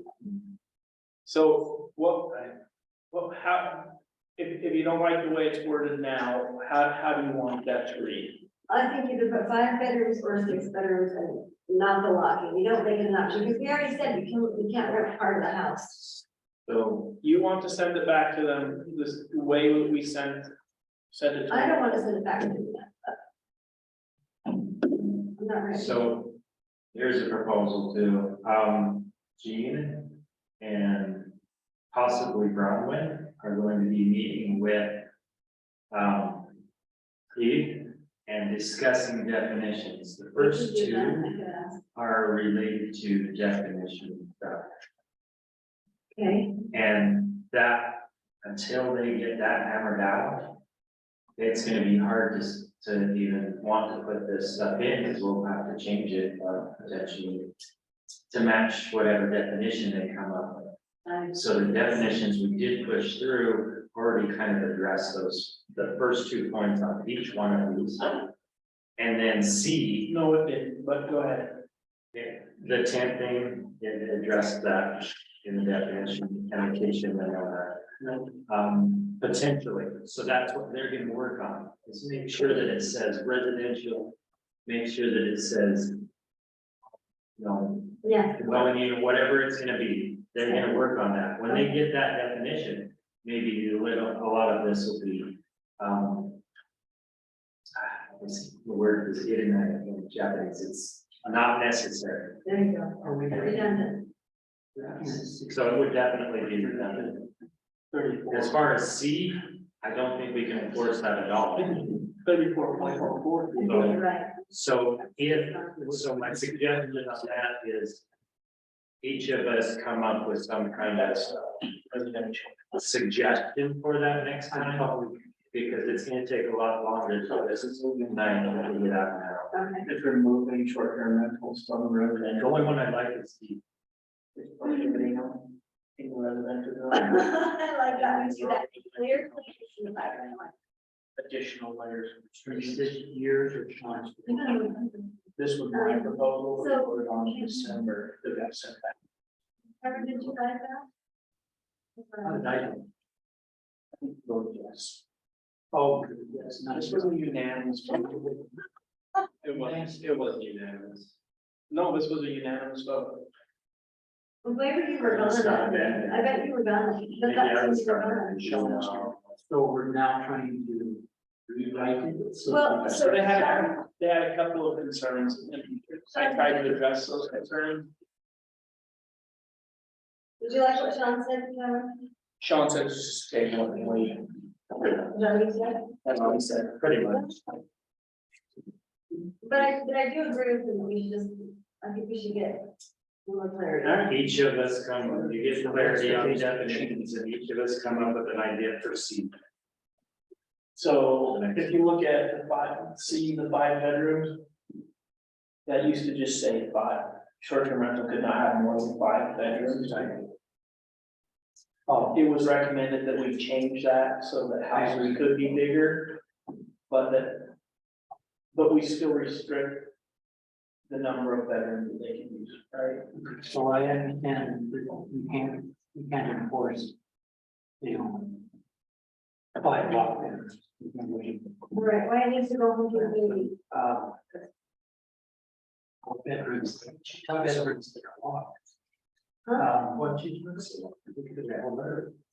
Hey, that's fine. It's been the best work. I just, Maybe you should just I think you run into parking issues, all kinds of problems. Okay, I think you should give us some time. I have a couple, but give us some time. We're gonna go to item number C, discussion of commercial lighting. That's a good suggestion. Off-street parking, you only can have so many spots. Off-street parking, you only have so many spots. All right, Ken. Commercial lighting, and then we got about 20 minutes. Okay, We just all try. well, I don't have 20 minutes to give you a commercial. Oh, sorry. Don't? No, but more than that. So I have spent a little time on it. Well, we can do that. However, I have talked to our chairman about it, and I talked to Sean about it. And I believe that the three of us ought to have a meeting, a community meeting, and go through what we got. Because I like some of the things, I like some of what Sean's got. It's gonna And say I like it's some some of what work. you've got. And I don't like some of what you're thinking, and I don't like some of what you're seeking, and I know you don't like some of that thinking, but I think we have enough unity that we can put something together. Okay, so, I did write up something for this then, because I don't like having any type of discussion without something to work from. So, it's chapter 8, people, it's labeled Google chapter 8 in, The first one, the commercial lighting. yeah, there's like 6 lines. And we wrote something. Yeah, all right, so, So was this in response to somebody complaining about Christmas? Yeah. yeah, so no, this is just. This is just the continuation of right the lighting ordinance.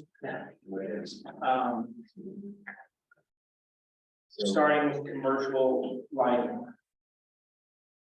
So this is where I started it. You can pull it up. Here's the restrictions that I propose to add to our lighting ordinance. Can Chris figure that out? Crystal, did you pull that one? Hulu 8? See, it's titled Hulu Chapter 8. In our meeting thing. Commercial lighting. Come on, right there. Right there. So a good place to start. That's about it. Commercial lighting standard. I like that part. Yep. You simply tell me what 2700 Kelvin is. Yellow. That's part of the problem why it's. Okay, yeah, I had a complaint from somebody that doesn't like this amber. So they like the amber. Like, Yes, so this will make the lights. this makes it amber. So there probably should be a range. As a lighting manufacturer, designer, there should be a range. So blue is a lesser number.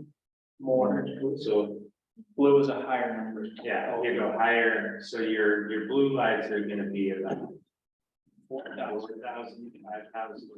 Even 3,500 is pretty blue. Yeah, so anything below 3 is your amber lights. Okay. I would say that those ones are probably at between 27 and 3. As far as What's white? white lights are higher, because white are more blue. But the more white and blue you go, the higher number. Kelvin temperature. The More lower number, the more yellow and reds you go, like orange. So 2700 Kelvin is amber. Yes. Sean's saying it should be a little higher. Just a little bit. 3,000. 3,000. What's that? in between. 3,000 is either probably 3,000. I guess. Between 27 and 3. And Kelvin, does it have anything to do with wattage? No, it's simply color. It's just color. Well, they call it temperature, but I call So it. this is kind of in between. This is kind of. If you saw a 27, if you saw a 27 and a 3,000 and they weren't side by side, you wouldn't be able to tell the difference. The one, I showed you the street light for that one's probably 35 to 4,000. Oh, but that's 4. Probably 4. And then this one over here is probably 22 to 25-ish, pretty high. You can look at those. I really don't think if you saw them separately, you could very easily distinguish between 27 and 3. So is it too high or is that good? 3 is probably okay. Yeah. No, what about 27? 27 would exclude a lot of your lights. That's what Sean's saying. It knocks out a lot of your selection. So the lower the number, the more options you have of luminaries. The higher the number, the more option you have. Okay. Because? Why? We don't have dim levels. Why are there more options? And the higher, Really, about it. brighter. They manufacture. Is that what brighter colors. people prefer? So, like your office lighting, you want it more white light. Outside lighting, you just need to light an area. You don't need this white light, unless it's a spotlight or an image or something like So that. fluorescence is one. Yeah, they're about 4,000 Usually. 35 to 40. Okay, so I think I like this number.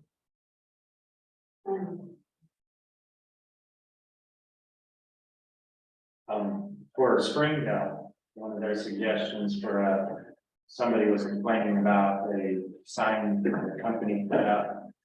And, they're like, what do we do to restrict it so they can't have that light there? And I'm like, just change the color temperature. And so they asked the business just to change that, and that's all they did. In fact, I think they just put a filter in front of the light, which changed it to a more amber color. They didn't change anything, but just the color, and the complaint stopped Yeah, immediately. So that's true. People think that But 3,000 is it's like Sean is probably right. 2,700 is low. what color? It's low because, it's not low because of the color, it's low because I think it's harder to manufacture those type of lights. Okay. Probably not as much demand, probably supply and demand too. So, Well, and LEDs naturally are a higher so the color. only concern I would have with that is when you start getting into architectural lighting and you want to put, say, a green light or a blue, dark blue light on a building just to give it an accent. So we'll have to address that in a different way. But that's because then we're dealing with different temperatures again, and some of those might be affected by that and wonder. So I'll look into that. Get us a good number, some kind of range. So. Then the other one was on there, the parking lots, it was an idea. It's what the Fairfield did on theirs, just. If you want to see what that is, I think it's smart. Think in a safe area, it's smart, but there's like. There's a lot of issue with lighting and safety as far as parking lots and like specific things go. People feel like if a parking lot is not well lit, it is a more dangerous area for people after dark. Yeah. Well, that's why the Fairfields are always lit. So these dimmable lights, it's not that they go out, they're always lit, they're always providing light, and then when there's movement, then they brighten. Oh. I like that. So they always have light, but they brighten up as they detect movement. I would think that would be really good to track. Spotlight. So it's not that there's no light. I just thought they were like on a timer No, at a I certain like time. that. no, they typically come on, they typically are on a timer, but they brighten and dim with movement. And they're all down there. Yeah. And these were my thoughts, Smart, I think that's smart. and Ken already knew we had already talked about these. And then the last one was the prohibition of string lights. Yeah. What? That makes me hurt. That's because cameras. Camera's a Grinch. I'll step out. I've been complaining every night I drive home, so About my low light for my house and things like. I'm talking about commercial. Oh, commercial, oh, I get it. The rest, Oh, that's so. Businesses. and I like it. I think they're cute too, and I like them too. I just don't like it to be a totally lit up Christmas tree all year long. Yeah. So why can't Yeah. we put some restrictions such as, timeout, operating hours, Operating. numbers, ways to calculate lumens that are there caused by all of those lights. Don't they turn them off? You read that, some that I sent you, it's about glares, it's about how do you enforce light out for. No one wants to do I that. didn't have to go over to the night, just not screw with you with that. Every other one. Oh, no, you, outside of holidays, Oh, outside. Yeah. Oh, Yeah, you can have them. okay. There are a lot of commercial businesses that are putting the permanent lighting up on houses and on commercial buildings down the down road in Washington. There's probably 4 businesses now. It's without a name, I got it. I took me a minute, I had it for a second. but yeah, so that we gotta consider that. If we do put something like that, that would automatically put those businesses from even market or anywhere out there. So I like the idea of saying, hey, a certain time, cut off. And, automatic dimmers, things like that, I agree, because then it's just something more that they buy with it and it goes along and takes care of the issue, so you still have night sky, but you still have the lighting that they want. so I don't think company could still put in their permanent Christmas lights. As long as they just didn't turn them And on. only use them once, twice a year. Yeah, just not every day. But that's what I'm saying, if we do it by the timing. And we do it by evening, we do it by other. I'm not opposed to it. But a whole lot prohibited. Except for holidays. I'd be in support of some other way, so they can still have the lighting they want without. Forward. What's the movie with Chevy Chase and lights up the house, There's something. Christmas Vacation? Yeah. How do you know that so? So I love Christmas lights. I just think there needs to be some kind of a restriction of how much you can put out so that you can't see it from space. So, Not allowed next year. I don't know that anybody's gonna do that, but some people really get carried away. Ken's gonna know where my house is. There's gotta be some kind of a model, middle of the road thing. I haven't seen that. The only thing I've seen that comes close to that is. We could just put a note to It's just. cloud in there. Remember this is just. Yeah. So, and I like starting and focusing on commercial because I do believe that's the nearest threat to our dark sky that we have already. We have dark skies and we already, and my job, my passion, as you know, is dark sky, and I just want to keep what we have. So, You have never. commercial, the biggest threat of that. That's true. You have anything else? You want it? I just think we really need to be careful about infringing on rights. That's just my, that's. I do think we need more lighting out where quiet is. It's way too dark. It's not safe. It's just not safe. Not dark. It's not, it's not, the city doesn't maintain the roads. That makes sense. Jake, He's still young quiet. enough, he can see it. He's still young enough, he can see it, right? Yeah. Yeah. How would that be? All right. Is there anything else on this? Don's gonna add some things to this. I am too. I'm gonna do some. So to clarify, we're not having a work meeting. We're not having between a work meeting? just three of us, and No, we're not having a work. no, we're So not, next just week- clarify. But Kent and May reach out to me, and I will give him some pointers on stuff. I did send my lighting ordinance, the most recent revision, which was 2 years ago, to him, and he's looking that over camera and settings, separate, so he's still working on it. So that's a good question. So the mayor said we have to start a meeting at 6. Is that why we're doing The it? mayor wants our meeting to start at 6. They passed the resolution for the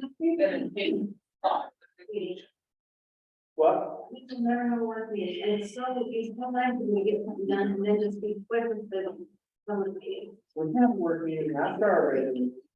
No, it's not. I mean, it's helpful if we're kind of. I think I run into Whatever. I run into time getting here. Yeah, no, I agree. So, all right, well, guess who needs to go home? Because he was here an hour. What do you see? We used to start our meetings at 6:30, Yeah. And we're, but they don't want to do that. They want to start at 6. So I think the biggest conflict was because so many people were getting confused on this town council start at this time or this time of month or this time. You know what would have been a simple solution to that? They could have just made town council match planning and zoning. Because town council started had their work meeting at 6:30 and then had their regular meeting at 7. yeah. So we could also just, They would have just switched us to match town council. So, Cameron, you give us some action, give us some jobs to have. We can do that. Do you want it? You can do whatever you want. What do you want? Sean's gonna work on a couple of things besides lighting too, apparently. The adverse party we talked about earlier, and then we did a quick comment on this one, it was really only the first page and a half. Would be the only part that we would be changing, and it's only the highlighted parts. So there's 1, 2, 3, 4, 5, 6. The rest of them are everywhere else in the ordinance where affected or party shows up. I wanted to make sure that you guys knew that I've gone through the whole thing completely. No, And the problem is our affected, adversely affected person, we don't have a definition that matches the state. We don't even have a definition. And so the idea was to add that in. The reason why is because we have people who feel that they are affected party, because that's all we have is affected party, but not adversely affected party. Are putting in for appeals and what is it, for the latest one, and we just need to clarify, it either needs to be an adversely affected party or not, needs to match the state code, yes, and so let's make that little change. That's all it is. If you guys are interested in talking about it next time, we'll put it on. As we can start our meeting and we'll just have a discussion at the first. because the public hearings will be posted and start at 6. that's like really a problem. And then we'll have our discussion. We'll have a short meeting. We have to get our. after the public hearing. And then we'll make the public wait until our decisions on whatever the public hearing is. Just have our work meeting after. Right. That means we're gonna have to get more, we're gonna have to start tidying these up so they're ready for the next meeting. But right now, we got nothing. So. What do you mean we got nothing? Nothing finished. We got all these projects made, we did excellent. Yeah, but I'm just saying. Yeah, we've got nothing. Still, Well, we can work that out this time. We're gonna go into the flow. okay, So our work meeting will, or our. Howard just wants to Meeting do somebody starts in the house. That's what he wants. Anytime, feel free. so please look over that and give me any comments back if you have any that, if you, we can debate it in our meeting next time, but I just want you to know that that could potentially be ready by next month, once we put it on the agenda to discuss, and then public hearing for the next month after that. Can you make a call for agenda items? Like, send an email out and say, is there any agenda items? No? But Well, just tell me you want an agenda item. All right. another thing real quick, They have to.